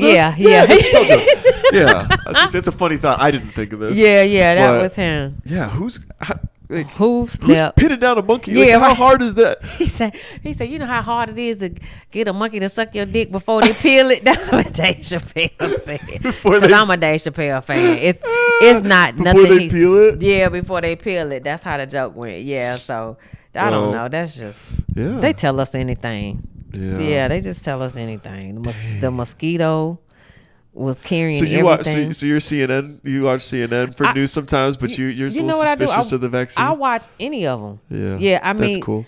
So I had a Sirius XM in my car, and you know you have like 100 news stations from everywhere. Yeah. So I try not to just get it from one source. It's kind of like you listen to 10, you take 10 points, and you just make a decision. Yeah. That's just basically Take a sampling of it. It's hard because now everything it's so ratings driven that it's like entertainment mixed with news. Absolutely. It's like what's the more fun dramatic story that Yeah. can draw people in. And what's so crazy is they beat you in the head with bad news for like 45 minutes to 50 minutes, and then they give you 10 minutes of the little girl in the wheelchair who started a lemonade stand. Like nobody want to hear that shit after all of that. You know what I mean? Yeah. Like, I'm gonna die next week, but in the Yeah. meantime, I can't eat gluten, and I can't. You know what I mean? Like, Yeah. oh my god, just The commercials stop crack me up too. it. Yeah. They're like it's like doomsday preppers, like Oh yeah. or yeah. like commemorative 9/11 coins. Still. Yeah, still, it's the 20th anniversary. Still. Gotta remember. God, we gotta keep that alive. We gotta keep that alive. Or That's there was funny. one that was like the Jewish Christian Alliance, and there was like these these old Jewish ladies who are like, I'm poor. I can't. And I was like, okay, I feel bad for these ladies, but like, dude, you come on, cut it this out. is so in your face. It's like those those commercials with Sarah McLachlan and the dogs. Oh, the dogs, yes. Those, it's like just they found the worst dogs ever. You find a dog that's been living on the street of Calcutta. What do you think he gonna look like? You know what I mean? Like, cut it out. I mean, and you don't know who's the money going to. Right. And they go there to record the dogs. What's the camera crew doing? Yeah, in the first place. In the first place. That might be somebody else's joke too, but I feel like, please get that camera out that dog face. Nobody want to see that scaly little dog. I mean, it's just, it's funny. It's funny, not funny. It was just so emotional. I just felt like I was being played, and I was like, dude. Yeah, I don't. When you take a break from it, it's more obvious that you're getting played. If you watch it all the time, it's probably like, right. It just kind of brainwashes you. Right. That's just like, my mom gets this thing in the mail from this little country. I don't even know what the fuck it is, but everybody in the village has like 9 rows of teeth. Like everybody's teeth is messed up. Like they have teeth, like different. Yeah, just people. They have the cleft lip people. They got the club foot people. Now all these people in the same village. How'd they all get together? That's my point. And that's what I told my mom. I said, Mama, listen. I don't want to say these people are actors. I don't know. You know what I mean? But clearly, if all 3 villages are producing these kind of kids, that's just what it is. Right. And your 19 cent is not gonna make a difference. You know what I mean? For little Umbutu down there who the gene pool's fucked. Right. That's the part y'all need to be concerned with, not sending 39 cent down there. And it's always an odd amount. Normal people to mate with the or how about send a whole bunch of retired dentists down there. Yeah. I just let them go at it. You know what I mean? Like who even and then it's always such an odd amount that they're asking for 38 cents. You know what I mean? Yeah. Just round that shit up to 40. They do like a study, like, okay, 38 cents. Their brain will not think it's expensive. Right. This is the subjective. Right. Send $1, we'll send you change. You gotta show the club foot guy. Right, like cut it all the way out, man. Cut it out. Oh Stop it. And I know they trying to play with our emotions. Yeah. But it's people in your own backyard who need help. Yeah, that's true. Yeah, it's people, right? I don't need to send 38 cents across the waters. I can go 2 blocks over, and I'm sure it's somebody out there who would fight for that 38 cents. Yeah. Yeah, it's just a lot. Do you give money to homeless people? I do sometimes. I do sometimes. Yeah, not The homeless are interesting. They are. They are interesting. It's but some people are choosing to be homeless. I know. I feel bad because like they're human beings, right? So like I believe human beings have, the capacity to help themselves sometimes. Yeah, true that. So it's like. Yeah, they gave up. But then a lot of it too is mental illness. Substance abuse, probably alcohol, drugs. Yeah, and just motherfucker, they gave up. Shit, I quit. I'm just gonna go through life waiting on the Lord to take me. You know what I mean? Right. Like that's it. They've given up. They've given up. Not all the way. They won't kill themselves. Yeah, they won't do that now. They won't. Step on the bus, dude. Right? Because listen to me. Okay, funny, not funny. I think when people try to kill themselves, I think it's bullshit.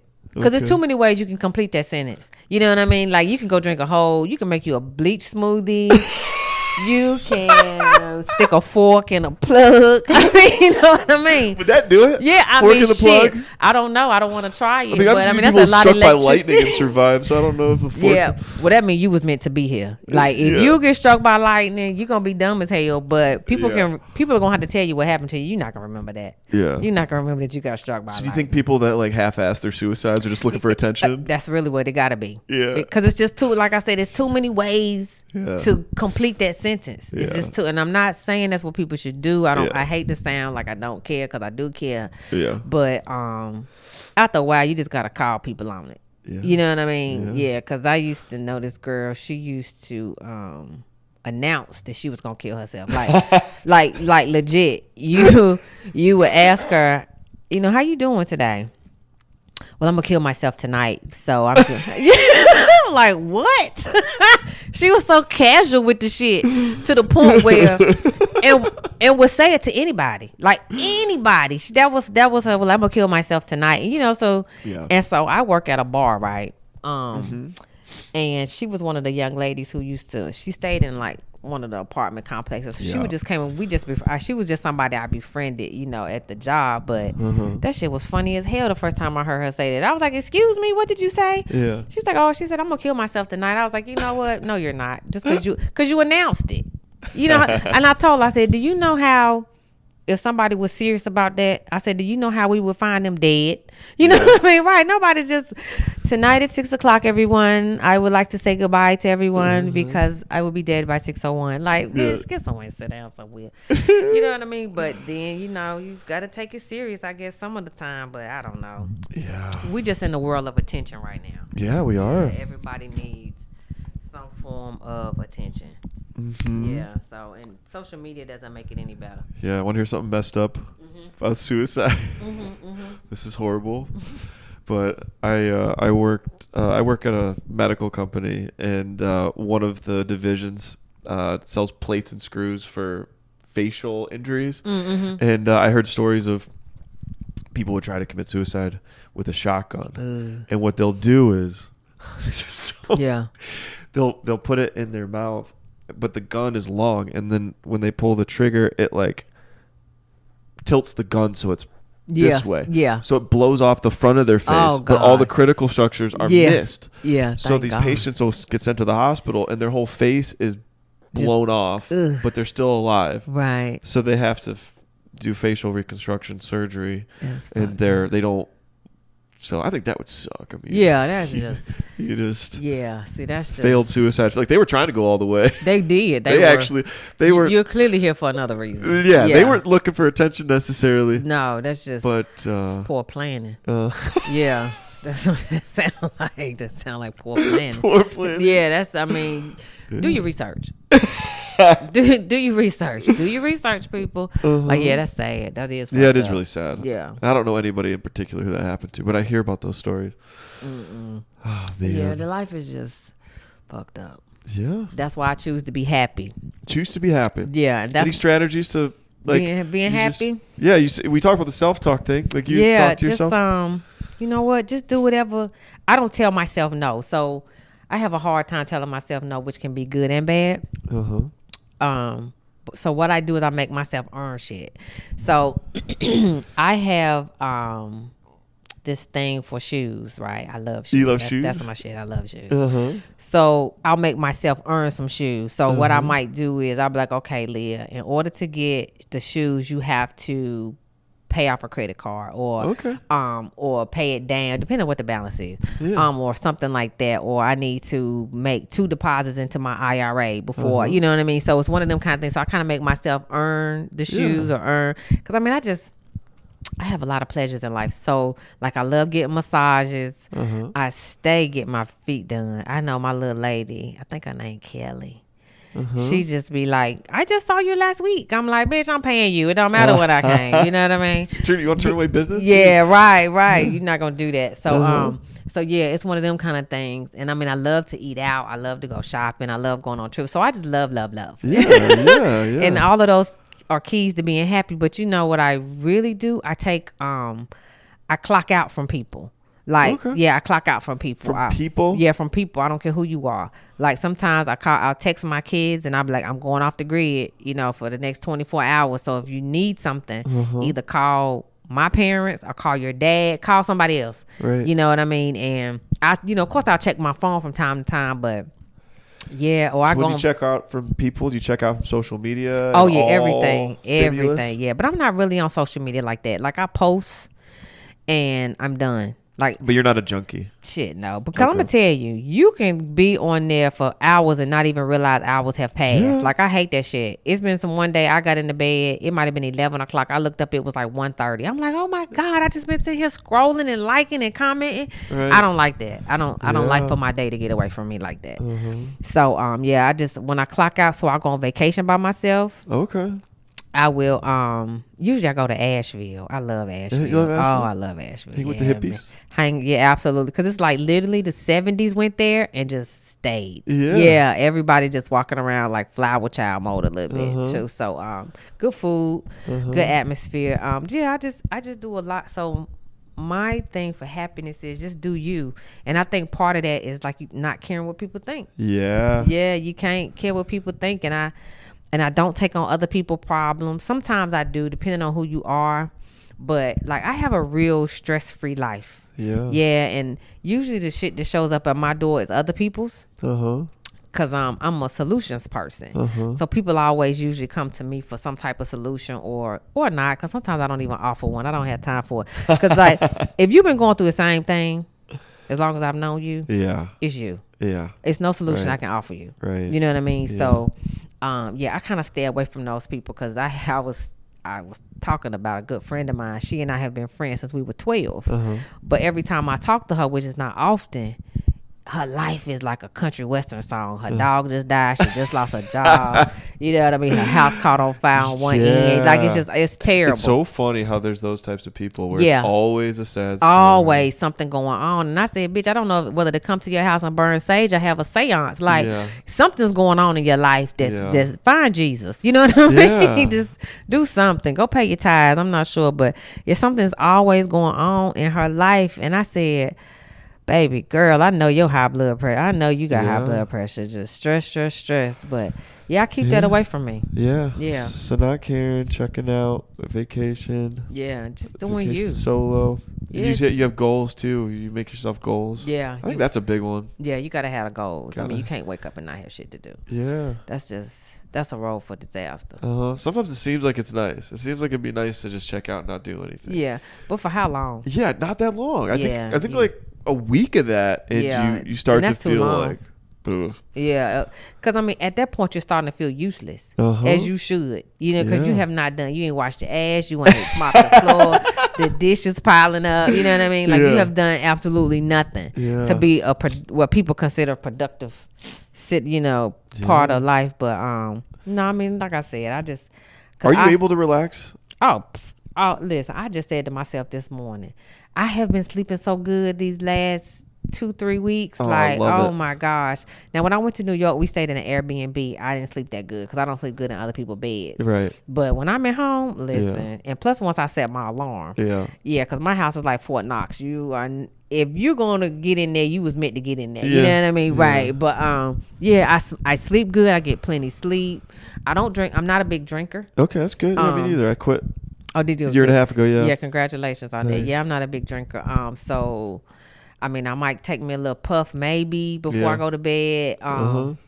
Yeah, and then I found this meditation app. It's called Balance. Okay. It's kind of like Calm. Some people know Calm. But I know Calm. But I know, so I did Balance. And, I mean, the dude voice is so soothing, and then you can always listen to the rain or something. Yeah, so or water. Do you do that running. regularly? Yeah, I try to do it almost every night. Oh, okay. Yeah, I do it almost every night because I mean it's only for 15 minutes. Like the timer is set for 15 minutes, but I never hear it go off. I need to do this. I've been talking about meditation for a while. Oh yeah, meditation is awesome. And I haven't done it. So New Year's resolutions. Yeah, Chad. Actually, I wrote a joke about that tonight. I said, y'all ready to lie again to yourself? It's that time of the year. But y'all call them resolutions. Yeah. You know, and actually a psychologist said you shouldn't set resolutions because when people put pressure on themselves, they're less prone to get it done. Really? Yeah, you shouldn't do it. So it's just like change shit. Like fat people, you don't have to be fat. Just change your eating habits. Just stop eating. Yeah, that's it. Right. Well, don't stop eating.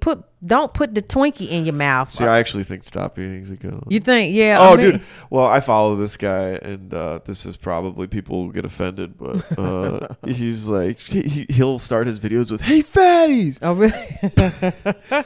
Damn. Stop eating effing carbs. Like, yeah. And so he's got a tough love approach, and he advocates for a prolonged fasting. How long? Well, if you have weight, this is the theory is, let's say you're fat and you have like a lot of belly weight around here. That's food. Your body will eat it. Eventually. So the studies show that I always used to think that if you didn't eat, Mm-hmm. your body would start eating your muscle and it wouldn't be good. That's not actually true. Mm-hmm. They found that fasting is muscle sparing. Mm-hmm. Your body will go after the fat first. Okay, that's so it's good to know. mental. If you can break your sugar addiction, Right. then you just start to eat away at that. Mm-hmm. So basically, 48 hours is the start. Okay. Point. And then you would refeed with some vegetables and some meat, like a ketogenic meal. So you're not going to break because you'll be in ketosis, meaning your body is eating the fat. Right. So a lot of it's in your head. All mental, right. And you know what's crazy? You know what the longest medically supervised fast is? Guess how long the longest anybody's ever gone without food? I don't know. A year. It is scientifically documented. A year. Yeah, Oh, over really? a year, 370 some days. I think. Oh, really? Yeah, there's a study you can look up if you, I could link it in here if you Right. guys want. But Wow. but yeah, it was this huge fat dude. He was in had a to be. hospital and he was supervised, and all he had was IV fluid to replenish his electrolytes, and then he had coffee, black coffee. How much did he lose? I mean, I think he was like shit, yeah. 500, Yeah, 600 ugh. pounds that he got done. Yeah. He probably was like wearing like a A baggy sheet. skin suit by the Yeah. time. Oh, he was yeah. done. He was terrible. Yeah. Yeah. He just that nobody want to see that. So anyway, I don't want anybody to be anorexic or anything, but No. But we're so coddled nowadays. Like Yeah, we're air conditioned. That's what I say. yeah. Yeah, I've that's- done a 5-day fast before. That's the longest I've ever done. I think the longest I have done one was 24 hours, 48 hours tops. I wanna try to do a 14-day one, but 14 days. yeah, I want to try it because why not? I mean, if he went a year and a half, you know what I mean. But I don't have that much No, fat. you don't. You're not. Yeah. I don't. Well, when I say fast, I don't mean like literally the whole day. So I do a 12-hour fast. Okay. Because maybe back at the beginning of 2020, I had got up to like 180 pounds. That's the biggest I ever been in my life. Even when I had 2 people living in me, I wasn't that big. You know what I mean? So I don't know what I was going through. Probably nothing. I just didn't give a shit. But so I got up to like 180 pounds, and the day that did it for me was I had on a belt one day, and I bent over, and my belt buckle stuck me in my belly, and I was like, oh shit, I'm one of those people. You know what I mean? Yeah. So I started doing intermittent fasting. Yeah. And You like that? I did enjoy it because I only allowed myself to eat, I think it was a 10-hour window. Yeah. Yeah, because it's only 24 in a day. You got to sleep. So Yeah. I allowed myself a 10-hour window, but then I was very cognizant about what I ate. So like I'm addicted to sugar. I was addicted to sugar, not so much now. And that helped me get rid of those sugar fits that I used to have, because I mean, I would literally go buy that 12-pack of cookies and I would eat the whole 12-pack. But I thought I was being smart because I only ate them 3 at a time. Yeah. But I still ate all 12. So I mean, that was Right. just 4 trips to the kitchen. But yeah, so I mean, you just have to watch what you eat, like more vegetables, more and really just shit. People ain't shitting like they supposed. That's really what it is. Like when you see these women with all these big old guts, I have never seen so many guts on women. Like, oh, it's starting to be not cute, ladies. Like your belly should not be overlapping. And I don't care how many waist trainers you get. Like, you know, they have waist training bodysuits out here now. Yeah. I don't care how many waist trainers you get. You can't tone up muscle just by making it tight. Right. Yeah, you know, like you literally got to lift some weights. You got to do some type of something. Yeah, but nonetheless, though, yeah, we just got to, like I say, take a good shit every now and again. Yeah. Yeah, stop eating, clean yourself out, and then, like you said, start back up with some chicken broth or something. Yeah, something that's low sugar. Yeah. I think part of the approach is psychological too, because I think part of the reason people abandon diets is they don't see results fast enough and they kind of get discouraged, and it's so restrictive. Right. If you do an aggressive fasting approach, you'll be encouraged because you'll start to see the scale go down. Yeah, and immediate. and just power through. I'd rather have a tough month and then go back to because when I started doing this, I was 25 pounds over what I wanted to be. Oh, okay. So I saw myself in a picture and I was like, dude, I look Unrecognizable fat as hell. almost. Yeah. So I had about 25 pounds to lose. And so I did this fasting approach for like a month. And then by the end of it, I was where I wanted to be. Right. And then I went back to what you're describing. Like, now I just skip breakfast. Right. And then maybe I'll eat a late lunch. Right. Like I'll do maybe a dinner, or sometimes I don't even, I haven't eaten today yet. And maybe I'll eat later after comedy. Yeah, I had to grab me something. My head started to hurt. But I knew I needed a salad, so I just grabbed a salad. Well, there might be a gender thing too. I try to convince girls to do this, and they're like, I can't do it. I get hangry. Right. And then I'm like, okay. Yeah. Well, let's see. What did I It have is this true. morning? I mean, Yeah, some people use that as an excuse to be just an asshole. But yeah, I mean, I don't know if I think you can do anything you want to do, regardless of male, female, or cat, dog, monkey. You know how everybody just self-identify. I just don't argue when they say that. Yeah, it's no point. It's really no point. You know what I mean? It's no point. But yeah, you cannot eat for a couple hours. It's not going to kill you. Yeah.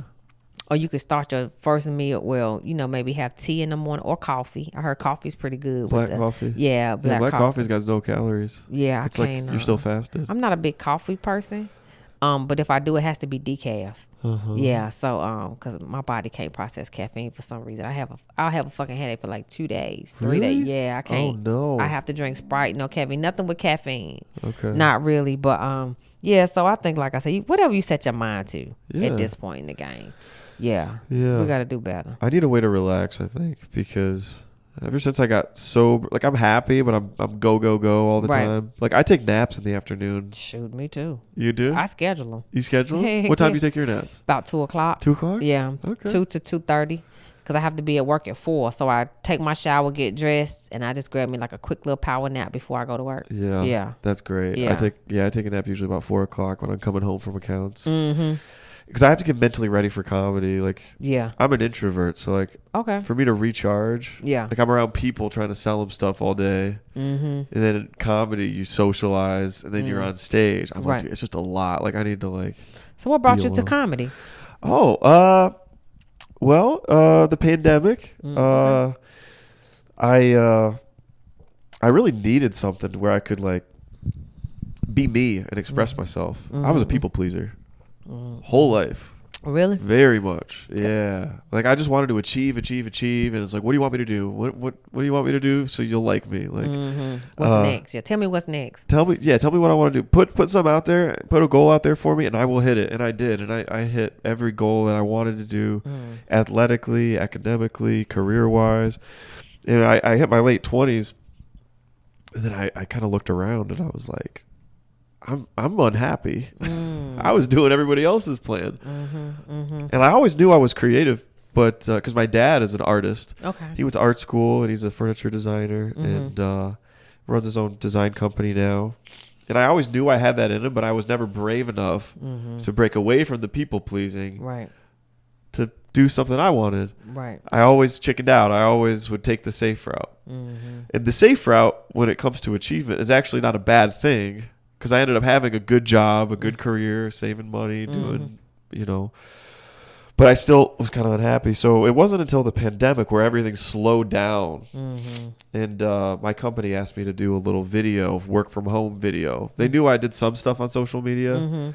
So they're like, could you make like a little funny video? And they asked a couple of the sales reps to do it. And I was like, sure. Somebody asked me to be creative, so I'll be creative. Absolutely. And I made this little video, and people loved it so much, that I was like, man, I want to make another one. So I made like 8 of these YouTube videos during the pandemic. And I met a girl who she doesn't do stand-up much anymore. Her name's Ellen Maloney here in town. And she introduced herself to me as a comedian. And I was like, this is the first time I've met somebody who does comedy. And I've been obsessed with comedy my whole life, but I was never brave enough to say, could I say something funny? So she invited me to my first open mic after the videos. And also I needed one more nudge. I've told this story before, so it's a little redundant, but I threw my back out really bad. Have you ever had back issues before? Yeah, from the epidural. Oh, gosh. Yeah, so you know how bad back problems are. So I actually had such a severe hernia. I had to go to the hospital, had an ambulance pick me up. And, oh, God. Did you fall or something? I fell with the chiropractor, but I was changing a flat tire first. That was the initial. Oh, okay. Did you say you fell at the chiropractor? Yeah. Oh, wow. It got so bad that I thought, okay, I'm going to see a chiropractor. Right. And I sat down in the car to drive to the chiropractor, and the disc bulged out or was ruptured, and I was in so much pain. I called him. I was crying, and I was like, just pain tears, like not sobbing quite yet, but I was. And then they said, well, we could call you an ambulance, or you can get here, but like we can't do anything unless you can get here. You think you can get here? So I was like, all right. So I drove 20 minutes there. By the time I got there, I could barely move, so I was like limping in there. I couldn't finish the paperwork at the front desk. Oh my God. So I scooted back, and then I fainted from the pain. Jesus. I woke up, and the guy's like, "I can't touch you. This is a lawsuit waiting to happen, like, liability wise." Right. So they called me the ambulance, and yeah, I had to have a discectomy surgery. Oh wow. So coming back from that, I was like, I basically can't hit bottom any harder. Right. That was post pandemic. Right. So I quit drinking right before the surgery. And then Alan invited me to my first open mic. I had nothing prepared. I was like, screw it. I was wearing flip flops and gym shorts. Right. Because it was too painful for me to put on tennis shoes and tie them. Right. So yeah, went up at Comedy Zone. Got maybe 1 or 2 laughs. Told some offensive shit that nobody laughed at. And yeah, that's it. Yeah, I haven't missed any weeks since. So we've been rocking and rolling ever since. Huh? Yeah. So that's what got me into comedy. Right. But what about you? How long ago? I did my first open mic. I've asked you this before, but no, it's cool. In November of 2018. And it was just kind of like a bucket list type thing. Yeah. It was going to be for me and my brother. And I had actually signed he and I up for comedy classes back in 2016. Nice. But he passed away in 2016. We were supposed to do him December 2016. Oh. So I just kind of sat on it. But then my cousin was like, you got to do it. You got to do it. You got to do it. Part of it was like for your brother? Yeah, definitely for my brother. And so I did it. I had a blast, and it was just like when I got up on that stage, it was like I felt like I should have been there. You know what I mean? Yeah, like it was so comfortable. Like I wasn't really nervous at first. You know what I mean? Because the anxiety on the way up there is stupid. Yeah. I still get a high ass anxiety about Me too. Stuff. But yeah. So I did it November 2018. I didn't do it again until sometime in 2019. Okay. Nobody did shit in 2020. But I went really hard this year, and I'm going to go even harder next year because in my mind, I just feel like the key to this comedy thing is you just got to be at the right place at the right time for the right person to see you. Yeah. That's basically, you know what I mean? Yeah. Or, it ain't no or. That's what it got to be because that's the only way you can really get your name and get to different places. Yeah. So I was like, the more places I am, the more places people will see me. You know what I mean? And eventually, because I was asking, even in our group, I was like, well, how are y'all getting on shows? And they was like, well, people see us and they just DM us and they, you know what I mean? This, that, and the third. And so I guess my time will come. But yeah. So I mean, we're working. You're funny. Yeah, thank you. Yeah. That's what counts. You know what I mean? And it's funny because I want to write a joke about how cute people can say anything. You know what I mean? Yeah. Cute people can say what they want to say sometimes. Now, if you're not so good on the eyes, you know what I mean? People say it was true. I'm pretty sure it's been an experiment. Yeah, you're too ugly to be saying that shit.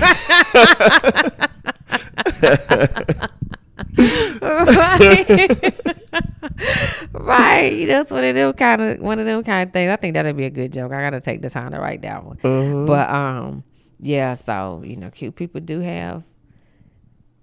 have fun. We have fun. Sad. Isn't that fun? That's sad. Huh? Isn't that funny and sad at the same time? Yeah. Yeah. It is funny. Stand up is really hard. But I also think it might not be as hard if you're prepared to let go of certain things in your life. Right. You know what I mean? It's easier if you let go of stuff. Then all of a sudden, if you can talk from here, right, and be free, right, stand-up's not that hard. If you can truly do that, right, it gets easier. And be willing to fall on your face, and be willing to fail. Yeah, but not a lot of people. It's I think it's just such a small amount of people. I'm not saying I've got this figured out or anything, but like, it seems like a small amount of people who are willing to be, brave enough to look like an idiot. Right, basically. And not care. You can't worry about embarrassment.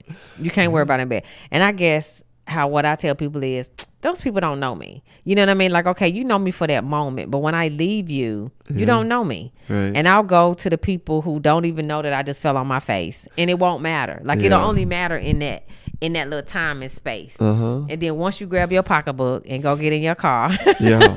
the embarrassment is over. Yeah. And nowadays people think about themselves more than anybody else anyway. Yeah. Oh man. Everybody's worried about themselves. Yeah, you definitely Me gotta. included. I mean, we all think about ourselves. Oh yeah, I'm man. super selfish. Yeah. Shit, yeah, I love it. I tell people that though.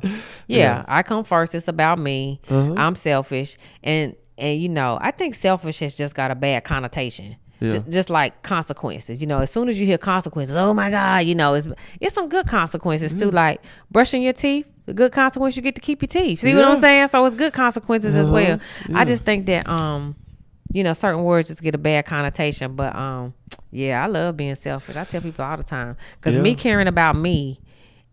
If I love me, then I can love you. Yeah. Right? Yeah. If I hate me, then guess what? Every time you see me, I'm going to be in a bad mood. Yeah. Nothing you do is ever going to be good enough. Yeah. You know what I mean? Yeah. So. Yeah, I think I had a bad mixture because I was a people pleaser. Right. But so I was like selfish and arrogant. Oh, were you? On the down low. Really? You know what I mean? I can't see that. You being arrogant? See, I'm hiding Yeah, I know. I'm trying to be charming. I would never see that. I'm trying to smooth. Really? I don't know. I mean, everybody's got an ego and everything. And plus,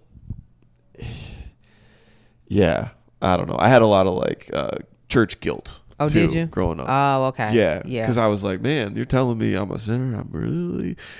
Oh, so yeah. Man, I'm a piece of shit. Your household was very religious? Yeah, but I kind of put it on myself more so. I don't want to say my family totally came down and was like hard on me. It was like I was such a little serious boy that I was like, I want to be good for Jesus, and I had a thought about. I had a sexual thought about a girl. I wouldn't have guessed any of this. I would have just. But that just made me a ball of like nerves. Yeah, yeah. So I wanted to, like self-love and stuff. I think that's good. Like, yeah. I wanted to learn to like honestly love myself, honestly look at myself, what I need to work on. Right. Yeah. But if you're too worried about what other people think, you won't even know who you are. No. So you can't even. You'll hate yourself. You don't know why. Right. You'll be obsessed. You'll fall in love with your accomplishments and think you're great when you shouldn't. Right. You won't have a clear head about it. When you're just not as great as you think you are. But yeah. So I need to have self-love too. Yeah. I mean, sort of stand up. You need to be like.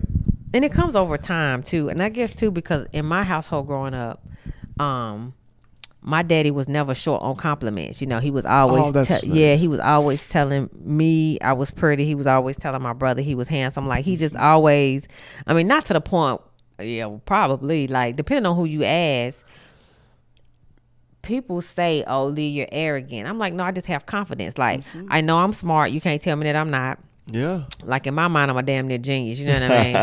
But I mean, that might be a stretch. But again, it's just certain things about me that I'm not. You can't tell me that I'm not. Right. You know what I mean? So you know who you are. I know exactly who I am. But it took a minute to get here, though, and I think a lot of that. How long did it take you? It took me 5 years.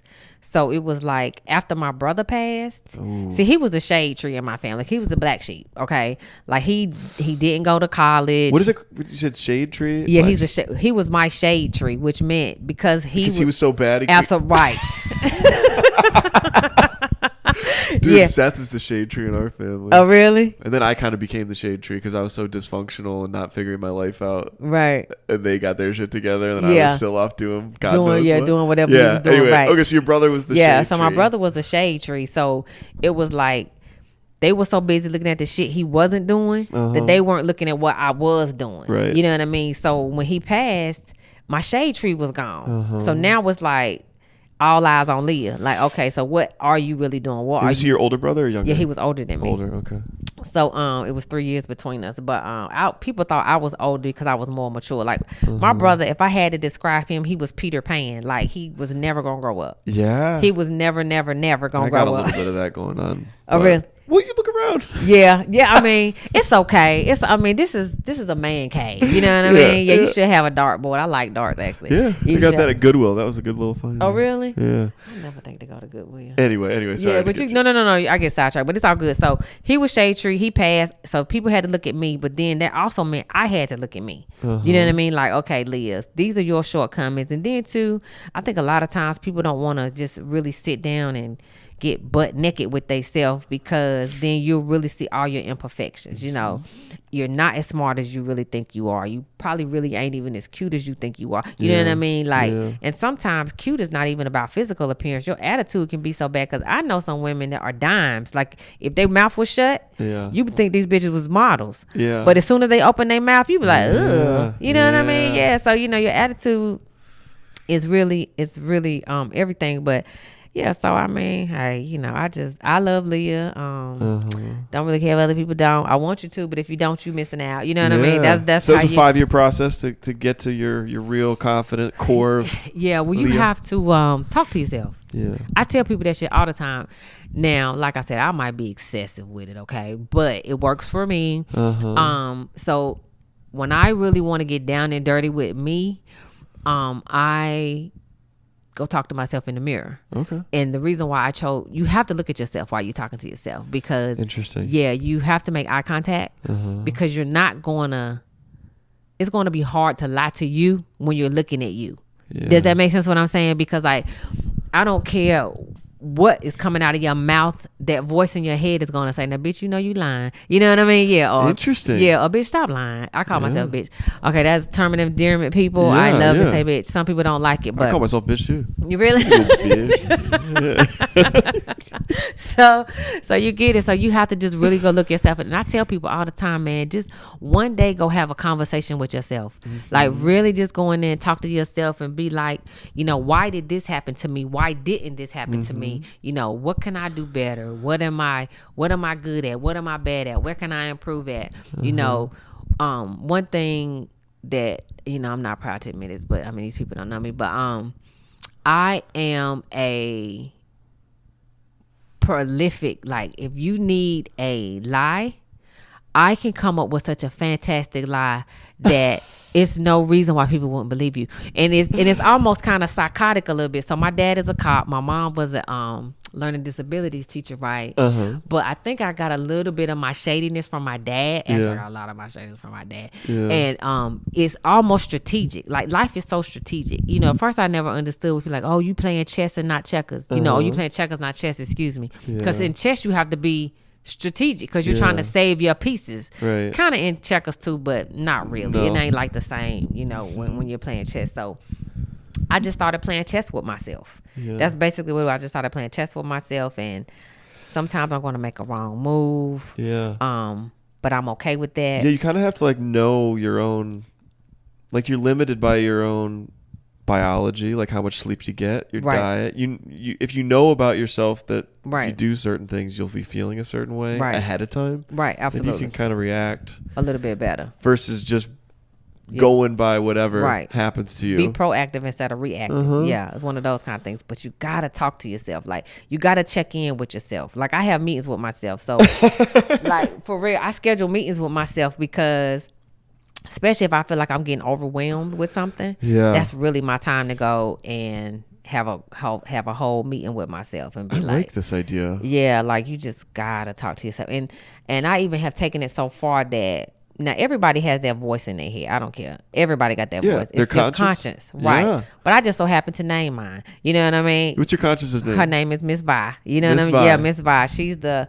old black lady in the neighborhood with the hat on, you know, with the stocking cap on her head, the dirty house coat, and the slippers with a cigarette hanging out her mouth. But she cool and she keeps me in check. You know what I mean? She keeps me in check. And sometimes that negative voice, I have named mine Nancy, because I don't care how good you think you're doing. It's always going to be that little voice that be like, you're not doing that good. Or, you know what I mean? And so sometimes I'm like, shut up, Nancy. You know, now ain't the time for you. You know what I mean? Or like right before I'm about to step on stage, she might be like, you're not going to be funny. You know what I mean? So you have to know when to check that voice. Or, you know, you can't let that voice win. You can't let the negative voice win. Yeah. I have a lot of negative thoughts and things like that. There was an exercise that I learned that I tried recently. Basically what you do is you write out in a Word document. That's how I did it. All the negative thoughts I could think of. So like, you're not funny. You're a hack. Your jokes are cheesy. Oh, wow. You've never been funny. Like, you know, all these stuff. And some of the stuff hurts because I'm like, you know, I feel like they're real negative things. Just write them all out, and then you go back and then you write rebuttals to all of those. And I'll, in my notepad on my phone, I'll have, like, anytime I get a compliment that I feel like is sincere about comedy specifically, because that's one of the things I get insecure about. Right. I'll document it. I'll be like, remember, if you had a good show tonight, remember, right, like, this person who you respect and knows what the hell they're talking about said you have talent. Right. And then, you know, and then I reply to that, and then I'll just, you know, I'll make arguments against the negative thoughts. Right. And then I'll be like, you know, it's kind of like the conscience. Yeah, you just got talking to Nancy. You got to tell her to shut up. Sometimes you got to be like. So one night I was sick as a dog. I don't remember what I ate. It was something. It was not good. And Nancy's voice was like, "Bitches, you dying?" You know what I mean? Like, I don't need you right now. I got to try to figure out what's wrong. So you just got to know when to tell her to shut up. You know, because that voice can get very loud. That negative voice can get very loud. And I just be like, okay, not today, Nancy. Like, not today, girl. You ever seen the movie Pinocchio? Love it. Jiminy Cricket? Yes, Jimmy the Cricket. Yeah. There's a lecture, college lecture about that movie. Oh, really? Yeah. I swear I mentioned this psychologist every episode, but it's Jordan Peterson. I don't know if you ever heard of him. I'll look him up. Yeah. So it's a lecture he gave at University of Toronto, and there's like a few lectures. I think it probably adds up to 5 hours of lecture material. Oh, wow. Just on Pinocchio? On Pinocchio. Yeah, it's part of a broader course. Okay. But it's all free. It's on YouTube. And they analyze the conscience, because Jiminy Cricket is the conscience. And the cool part about the conscience to me, and maybe what you can relate to with your voice that you talk to, is I think there's like a understanding of the conscience as like this perfect voice of morality that tells you right and wrong. But that's not exactly right, because the conscience isn't all-knowing. At the beginning of Pinocchio, the conscience doesn't know what he's doing. Right. Like, he's like trying to give this speech, and he gets all wrapped up in his own words, and then stumbles over, and Pinocchio's confused. He's like, "Huh? Yeah. I don't understand." Yeah. So the conscience is learning too. Right. And as you grow and mature, the conscience gets wiser. Absolutely. But it's cool how it's like this dance between you and your subconscious voice. Right. And it's about discernment too. So, you know, as a matter of fact, I just introduced discernment into the group. His name is Sebastian. And so discernment is your gut. Like, that is that all-knowing gut that I think everybody has. That I don't know. Have you ever been driving somewhere and you know which way to go, but then just as you're about to go the way you're supposed to go, your voice will be like, "Go another way." Yeah, you know what I mean? Like, go another way.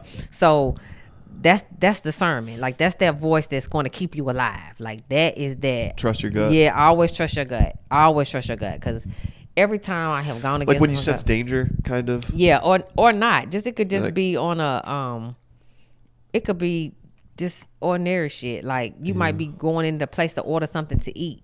You might go in with one thing on your mind, but then when you get in there, it'll be like, eat a ham and cheese. I mean, I'm just making this up, but you get my point. Like, and it might be a reason why you shouldn't get a turkey. Maybe the turkey's bad, or you know what I mean? Like, it's 1,000 reasons. So I don't argue with that voice. Like, if I have something planned and then my little voice of discernment to be like, no, don't do that, then I don't do that. I don't do that at all. I never go against it, because the 2 or 3 times that I did, it was not good. It didn't work in my favor. And I just I don't really like starting over. Yeah, so you gotta it's just a lot. It's a lot to this shit called life, but it's not hard. I think people make life hard. It don't have to be hard. It's not. Nothing's really hard, like I tell people. So, like, I have a chemistry and biology degree, right? So when people hear that, they was like, "Oh, you must be smart." Not really. It's just that I set my mind to learn that. Just like, I'm not a big computer person. I can cut it on, I can cut it off, I can save a couple files. Like, that's all you gonna get from me. Right. But you have other people, they can sit down and code a whole game. Yeah, but you're smarter. What's so good at knowing how to code? I mean, it's just gonna be automated in like 5 seconds. Like, but you get my point. I do. Yeah, so like, you choose not to learn it. You could. Yeah, you could learn anything you want to learn. Right, but I choose not. I call people. Right. Yeah, that's like I tell people, I don't clean my own teeth. I call my dentist, because he went to school because he cares. You know what I mean? Loves teeth. Yeah, right. I mean, I just want to keep them, but you know how to help me keep them. So it's one of those, life is, like I said, life is just not hard. Life is just not hard. So I've been listening to a lot of think it and be it type stuff on YouTube. Okay. And I found this society called I can't even think of the name of it. I gotta stop smoking. But but it's they have like these little short just snippets. Well, actually they read books too, but they like have snippets of important stuff, and it basically just anything you think you can be, that's exactly what you'll be. Like if you think you're gonna be a bum, you're gonna be a bum. Yeah. Yeah, you know, if you think you're gonna be great, then you're gonna be great. Yeah. So I mean, it has to be something to it, because it's been way too many metaphysical books written on just thought alone, like controlling your thoughts, control your destiny. So I'm like, you know, it gotta be something to this shit. Why not try it? I think there is something to that. Yeah. Because humans are different because we think about the future. Yeah. Like dogs don't think that far ahead, I don't think. No, but like, they if you had don't to care. make us different from animals, you know, I think we can think out ahead. We can play out simulations in our brain. Right. So right. where we set our minds is where we'll go, where we'll end up. Right, where you go, where you end up, absolutely. Mm-hmm. And that journey, that was the people. You know, you got to select good people around you. So I have different sets of people. So I have like a couple of my chickens. That's what I call my homegirls. I have them. I call them my 6-figure group, because they're Your making what group? my 6-figure group. Okay. Because they're making high 6 figures. You know, Oh. like $200,000-$300,000. So every now and again, I hang out with them. You know what I mean? Because I'm like, okay, you know, I'm gonna get back up here. You know what I mean? Yeah. I'm gonna get back on top. And then I have my homegirls. It's like basic like me, middle class. And then I have a couple of people that I hang out with you because I look at you and say, if I make one bad decision, I can be you. So you keep them around? I It's keep like, I don't want to be there. Absolutely. Wow. Yeah. And you have to, you know, Yeah. because those people motivate you to keep running. And you might help them just by being... No, I'm not. You're not helping them? I'm not helping them at all. They don't want to be helped? They don't want to be... No, they don't want to know. I'm not helping them at all because I've known them too long. You know what I mean? Like these And they in the same these damn freaking- spot. Yeah. These freaking losers. I don't like... Yeah, I'm not helping them at all. They don't listen to this. Yeah. Like, which one am I? Right.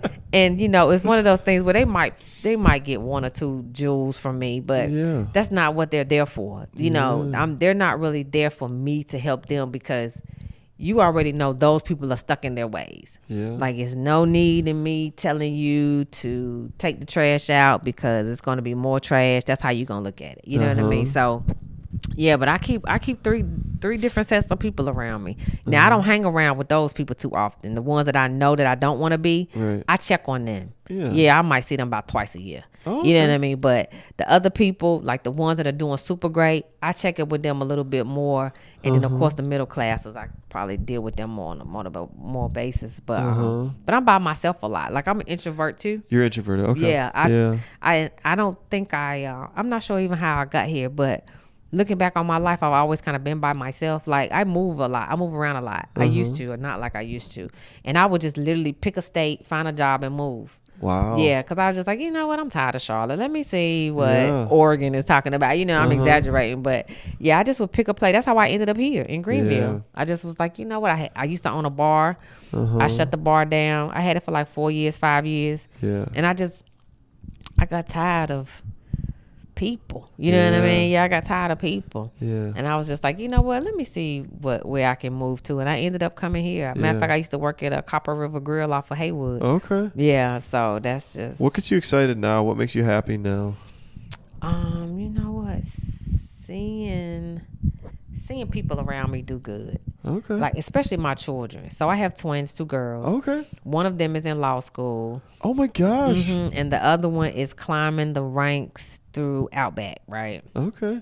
And I have a nephew. He's doing great. He's down in Texas. He's doing super great. Then I have a niece. She's 16. She's doing good as well. And of course, I got my little 5-year-old nephew. But just seeing the next generation actually make good decisions. That's great. Like, that's some good shit, because I still have both my parents. They're still together. Yeah. So I know if shit goes too bad, I can always call home if I need to. Right. And I just want to show my children that, you know, even though mommy never settled on one thing, because, you know, I can't tell you how many jobs I had, David. I swear, next week I might be an astronaut. You never know with me. I'll be all over the place, right? Well, talented, curious people have a hard time picking stuff. Yeah, maybe that's what it is. But, you know, I just never could. And I guess because I never had a plan. Like, you know, like you said, you a people pleaser. So your life was kind of already planned out for you. Yeah. I mean, I asked the smartest person I could find out what I should do. He's like, you do this. And I was like, And okay. okay, sounds easy I enough. picked something real hard. Oh, did you? Yeah. Yeah. This but you company made I it work work. at is real hard to get into and real hard to do well at. And Right. people tell me I couldn't do it. And Right. then I do it. Right. So you one of those people. I'm one of those people. Yeah. Tell me I can't. Yeah, so I can show you exactly. that I can. Yeah. You want to bet? It's a competition type. Yeah. Don't believe me, I just turn watch everything kind of into- thing. And in my household, my parents were so busy trying to make sure that their future was going to be comfortable. Yeah. That a lot of times me and my brother basically just did what the hell we wanted to do. You know what I mean? It was one of those kind of things. So, now with certain requirements, we called them laws, the Lynn laws. We knew we had to finish our homework. You know, you had to be respectful of adults. You know, it was some shit you just knew better than. But as far as like life plans and life goals, no. You knew you either had to go to college or military. Those were the two options. I chose to go to school. My brother chose life. You know what I mean? But yeah, we just, I never really had a plan. Yeah. Even the chemistry degree kind of chose me. I just walked up to one of my teachers. I was taking general chem, and I said, "Well, I don't have a major." I said, "What should I major in?" He was like, "Major in chemistry," and I was like, "Okay, you know." Yeah. what I mean? Yeah. See. Yeah. That was how econ happened to me. Oh, really? Yeah. Economics. The Yeah. housing crisis happened. I was like, I don't understand what just happened. 2009. I was like, there's these lectures. That seems interesting. It's kind of broad Yeah. business. Sure, we'll do that. Yeah, That was why. we'll do that. Yeah, so it's just, it kind of chose me. So things had just been choosing me, and comedy is really one of the first things that I think I chose, and it fit. And it was like the Cinderella slipper, like, oh my God, this fits my foot. You know what I mean? Like that type of thing. But yeah, I just So comedy makes you happy too? comedy definitely makes me happy. Just being able to travel. Yeah. Yeah, because I mean, you know, you gotta do some traveling with this shit. Yeah, you gotta have some gas in your car. Yeah. And a couple of dollars in your account too. But yeah, comedy makes me happy. Seeing the next generation do good. And I'm glad you said that one. Did you have another one? I was gonna. oh, no, I was gonna say, and seeing my parents. Yeah, because they still, I mean, they're healthy yet aggravating. So I'll take it. You know what I mean? Yeah. Yeah. So your loved ones. Yeah, family. Yeah. Because I kind of asked the question selfishly because I feel like I'm a little bit in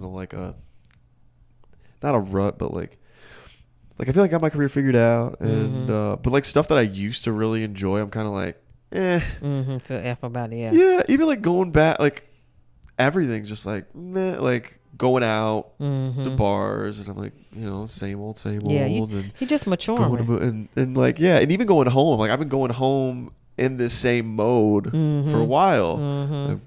Go watch some movies. We have some pizza. Yeah. We watch the game. Same stuff. I'm like, why are we doing this? Like, Yeah, again, why are we doing right, this? Yeah. right. The comedy really makes me happy because Yeah. I'm stretching myself. I'm learning about Right. myself and others, and I'm trying to write jokes and have fun. It's another But layer. outside of that, I'm like, dude. So I think part of growing up, maybe I need to be intentional about finding somebody or Yeah, shit. Good luck with investing in some other people. that. Yeah. Because like there is fulfillment, like you said, it sounds like, and seeing your kids do well. Or Right, seeing, absolutely. But as far as like relationships, oh my God. Yeah, give me some advice on that. There's shit. You give me some. These people, I mean, people are so selfish. People are overly selfish now. I think to the point where, like, because how old are you? I'm 33. See, I'm 45. So You look amazing, Leah. Thank you, boo. I wasn't gonna ask you. But. Yeah, no stress. When you get to a certain age, you're already considered an old maid anyway. Because, my parents' generation, if you weren't married out of your 20s, you basically was going to be the cat lady. You know what I mean? So, as we get older, you definitely want to have somebody around. But I think people been looking at relationships the wrong way. So the gentleman that I'm getting to know now, he is just so, I can't even describe the dude. He's so down to earth to the point where it's almost like you got to check this man's post just to make sure that he's still with us. Because, he's just so cool. He gets everything done, but he moves so slow that you don't even think he's getting that done. And then you talk to him at the end of the day, the dude done like 100 things. I love it. You know what I mean? I love so it. it's That's like a good man right yeah, there. that's a slow and steady. That's a slow and steady wins the race. That's not a big the tortoise in the talker. hare. No, he doesn't. Now he will talk you to death every now and again. He catch a good win, but other than that, he doesn't. He doesn't just talk to be talking. It actually like means something. But yeah, relationships are shitty, man. Like, Right. I can't tell you. And then I would think with my age group, right, that okay, you're older now, you should be a little bit more settled. Your children should be older, like mine. And you should probably not be a whore. But let me tell you something. I have met so many 50 plus hoes that it's just ridiculous. And I think the men, because it's kind of scarce down in Charlotte as far as good men, quote unquote, whatever that means. Like somebody who has their own place, has a car, got all their teeth, can count to 10, love their mama. You know what I mean? Like that type of dude, he's like a unicorn. He's hard to find. But once you find him, it's like, now also down in Charlotte, the ratio of women are 41 women to 1 man. Really? Yes. Charlotte. Go to Charlotte. Yeah, shit. Listen, quantity don't mean quality. Let's be clear. You can go down there and hit all 41 of them and not get not one nary good one. Right. But yeah. So it's one of those things now. I think people are, I'm gonna get you before you get me. Yeah. You know, and you might not have any intention of ever doing any harm to the person. Wait. So I'm gonna get you before. Yeah, that's their mentality. I'm going to get you before you. Like I'm gonna get what I want out of you. Absolutely. Yeah, it's one of those. Yeah, either that or I'm gonna cheat on you first, or it's just a whole bunch of bullshit. They're just not trusting. No, people are not trustworthy. They're not trusting. They're not. I'm not trusting either. You're not. I don't know. Do you cheat? No. Well, I cheated in high school one time. I kissed a girl that was a friend of mine. Okay. While I was going off to college. Yeah. That don't really count. I was talking to my brother about this. I think I'm faithful. I want to write a joke about this. I think I'm faithful because I'm lazy. Right. Not because I'm a good person. Right. I'm like, dude, it's such a pain in the ass to find one that I'm going to. Yeah. Like, but 2, 3, 4, that's a lot. Yeah. Girls, you got to woo them. You got to be, Yeah. you got to be a certain way. I'm like, dude, I don't got time. Yeah. I like you, Anna. We just gonna roll. You know what I mean? Yeah. Like, we just gonna roll. I've never cheated on any moderately serious relationship in my 20s. Never. Right. We were no. Yeah. So no, I don't cheat. Well, that's good to know that you don't cheat. But most trusting wise, I would trust. Yeah, I'm not possessive. Yeah, me neither. At all. I'm very apathetic about relationships. Oh, are you? Kind of. I'm like, we in one? Okay, good. We broke up. Okay, miss you. You know what I mean? Yeah. Yeah. One girl got me recently. Oh, did she? Oh man. She hurt your feelings. That's what you mean? Well, I didn't even. I could tell it wasn't a good long-term fit. She was younger than me. No, okay. She's real cute. Okay. But then her interest waned. And then I felt like, was kind of playing me a little bit. And I was like, wait. Yeah, wait a minute, girl. Wait a minute. Yeah. You can't play the player. Do this to me? Who do you think you are? Yeah. I was like, I'm the apathetic one. And then all of a sudden I cared a lot. Right. It wasn't going to work out anyway. But I think that's a game we play with ourselves. Game, yeah, it's one of those... You don't want me, but I'm going to see how I can make you want me. I want you to want me. Yeah, I want you to want me. Yeah. So, like my grandma say, when it's time to let them go, honey, let them go. Yeah, because it take a whole lot more effort to hold on tight. Yeah. Than it does just to, open a hand. And See, I'm achievement minded, so like a part of me wants to get like the girl on the cover of the magazine. Yeah, of course. Like I want that. Mm-hmm. Who doesn't, right? Yeah, you don't want no ugly chick. Yeah. Right, but I also like. She could be one of those girls who opens her mouth and she's like, yeah. It's so damn hard to land on a girl like that. It's like, yeah. I don't know. Somebody's out there, but I think people show up when you're not looking for them. You know, that's usually how it goes. When you out here trying to find something, you're not going to find it because you're searching too hard. You know what I mean? Like, I think you just have to believe it's going to come. Yeah. And then, plus you're going to kiss a lot of toads before you get to the prince or the princess. You're going to kiss a lot. I mean... It had got so bad for me that I just was like, you know what? And then too, I think people you shouldn't have a type anymore. Like once you get past a certain age, you shouldn't have a type. Okay. Yeah, because you're wasting your time. Because what you're doing is you're boxing yourself in, and you're not allowing yourself that many options. Right. I think you should date outside your race if you can, if you so choose to. Sometimes economic play a part too. Now I'm not saying date a man who out here making $8.50 because that's not gonna do you any good. Right. But so some of my 6-figure chicks, they only want to date other 6-figure dudes. Okay. But unfortunately, the 6-figure dudes, those are the ones that are hardest to catch. That's like, you know what I mean? That's like getting a picture of that Loch Ness monster type thing. And he knows that. So the competition for him is a little bit harder. You know what I mean? And sometimes too, great people don't always just make a lot of money. Right. You know what I mean? So, because I mean, I would rather have somebody that's gonna treat me right, not cheat on me, not hit on me. You know, it's just a lot, and people you can learn from. Have you ever seen Nocturnal Animals, the movie? No, I never even heard of it. Okay, it's on Netflix. You want to see it? But the woman in the movie, she has a choice. She could either marry this young guy who's a struggling artist and author, Jake Gyllenhaal, and she really loves him. But her mom says, "Don't marry that guy. He's going to be poor all his life." Yeah. So then she panics, breaks up with him, and then moves to LA. And she marries this wealthy guy who ends up being this pig who cheats on her. Of course, and she's deeply unhappy. And she works at an art gallery, which is interesting because she displays other people's art. She doesn't create her own art. So she's and then all this crazy stuff happens with the other guy who she rejected initially. Of course. But yeah, very good movie. I watched that over spring break. Christmas break. Yeah. I'll have to look. But yeah, it's like the choice of like love. You know, is it do you go for true love? Or you go for the what seems conventional, right? And what everybody else is going to approve of. Yeah. You know, because everybody wants a nice looking guy that drives a nice car that has a decent credit score. How much do women care about the car? Let me see. I mean, you know what? I think she would care less if her car was better. Does that make sense what I'm saying? So like if he pulling up in a Toyota and she's pulling up in a 4-door Porsche, they'll always just be in her car. Okay. When it counts. Does that make sense what I'm saying? So like we can go out to Applebee's in your car. Nobody gives a shit. But when we showing up with my homegirls, we're riding in my car. Right. Yeah, you know what I mean? And you can drive it just to feel better. Just to feel better about yourself. You know what I mean? One of those kind of things. But I don't want to say a car doesn't matter to me. I'm not gonna come pick you up. Like, and you can't ride the bus either. Like I just maybe I'm being a little superficial over here, but I don't want to date a man who doesn't have a car because that means you're always getting dropped off at my house. That means all these different people just showing up. I don't know. I think differently, but you definitely have to have a car. And plus, past a certain age, you should have a car unless you live in a city that doesn't require you to have one.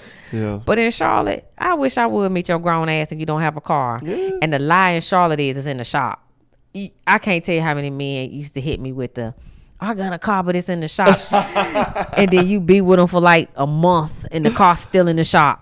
Like, you might as well just sell that shit for parts. Because if your car need that much work, you driving a jalopy. Oh, my God. Yeah, so, but car, I mean, some things are just, I'm going to say past a certain age. Yeah. You know, me, like I said, for my age group, you need to have a car. You need to have your own place. Mm-hmm. Your credit score needs to be above 700. Uh-huh. You need to have an active checking account.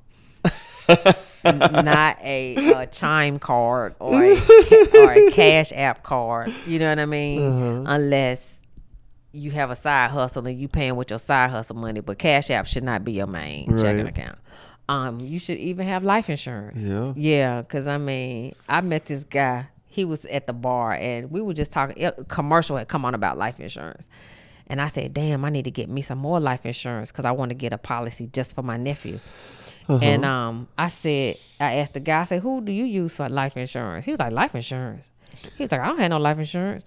I said, you joking, right? He was like, no. He said, because when I die, it won't be my problem. I'm like, you are shitty. I said, I wish you was my uncle. I said, because you'll be in that casket. Leah, not going to lie. I've had that thought before. Oh, really? I'm dead. What do I need insurance for? To bury your ass. That's what you needed for, the whole bury your ass. Because I mean, I can't tell you how many funerals I paid for that I did not know these people, meaning I gave a little bit of contribution, to help out. Dying's expensive, dude. It really is. And of course, it's the sickest people who don't have a damn life insurance. Right. You sitting over there with every known disease, the man, and you don't have no damn life insurance. Yeah, and it's affordable now. Yeah. Like life insurance, but I don't know, but I thought that was funny. I hope that man was joking, but it was, I don't know if he was, he wasn't. But yeah, just like I said, I have it through my company, but. Right. Well, we just always my dad has always been a responsible person because he said he grew up so poor that he knew when he got older he didn't want to be poor, and he didn't want his family to be poor like him and his siblings were. So like I grew up knowing about checking accounts and stocks and things like that. A lot of people don't get that. A lot of people don't get that, but I mean I was fortunate to have that, but and to know about credit scores, financial literacy. Yeah, it should be taught in schools more, don't you think? It should be a class. Yeah, like let's get rid of. It's so easy. I could teach kids in like an hour what I taught myself on just about simple things. Yeah, I'm not saying pick stocks and buy crypto. I'm saying right. But the compound interest, regular saving and investing, absolutely, it's a powerful idea. Yeah, and just know what an interest rate is. That can change your life, whether you have wealth and can have options to do things, or if you're paycheck to paycheck. That's right. All of that, and they were saying that everybody is trying to do some type of affordable housing. A lot of cities are trying to do affordable housing for people. But see, the thing is, a lot of people from up north came down after they sold their houses. They came down with like $400,000 and $500,000 in their pocket. So it's nothing for them to go pay $1,200 rent because they were used to paying that up north anyway. Right. But Southerners, we weren't used to paying $1,200. $1,200 to us should be. You should have a house on a cul-de-sac. That should not be rent. That should not be a 1-bedroom apartment. That's a mortgage. Yeah, basically. My mortgage wasn't even that high. But it's just I don't know. They're hustling backwards with these kids, and I get it. Technology is a new thing, but you still have to have basic life skills. Yeah. Like you should know what a checkbook is. You should know how to balance one. I mean, or at least look at your account and keep it in the black. Yeah. Instead of always being overdrawn and paying a bunch of fees and all this such nonsense as this. But the whole curriculum needs to be changed. But see, these kids are so dumb now that you 6th grade teacher, right? Okay, yes, and the kids was dumb then. So and how long ago was that? I walked away from the school system in 2016. Okay, so not that long ago. No, but they were dumb then, and they dumber now. And COVID made them dumber. Yeah, because just imagine how long those kids were out of school. Yeah, and the parents was probably so happy to not be working but getting unemployment that they still wasn't checking with their kids to do no work.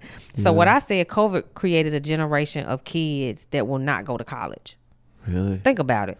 Because if you already tired of school and you in the 9th grade, what's the chances of you after graduation? And you're only in school because the state tells you have to go. Right. They're not telling you got to have good grades. They're just telling you every morning between these hours you need to be in a place of educational advancement. So my niece, the 16-year-old, she goes to a high school that is predominantly known for sports. And she says it has been so many fights since the kids have gone back to school that the teachers can't even teach because they're so busy trying to break up fights or stop them from happening. And then, now guns has become a terrible problem down in Charlotte. A lot of kids are bringing guns to school, because nobody want to get their ass whooped no more. Back in the day we fought.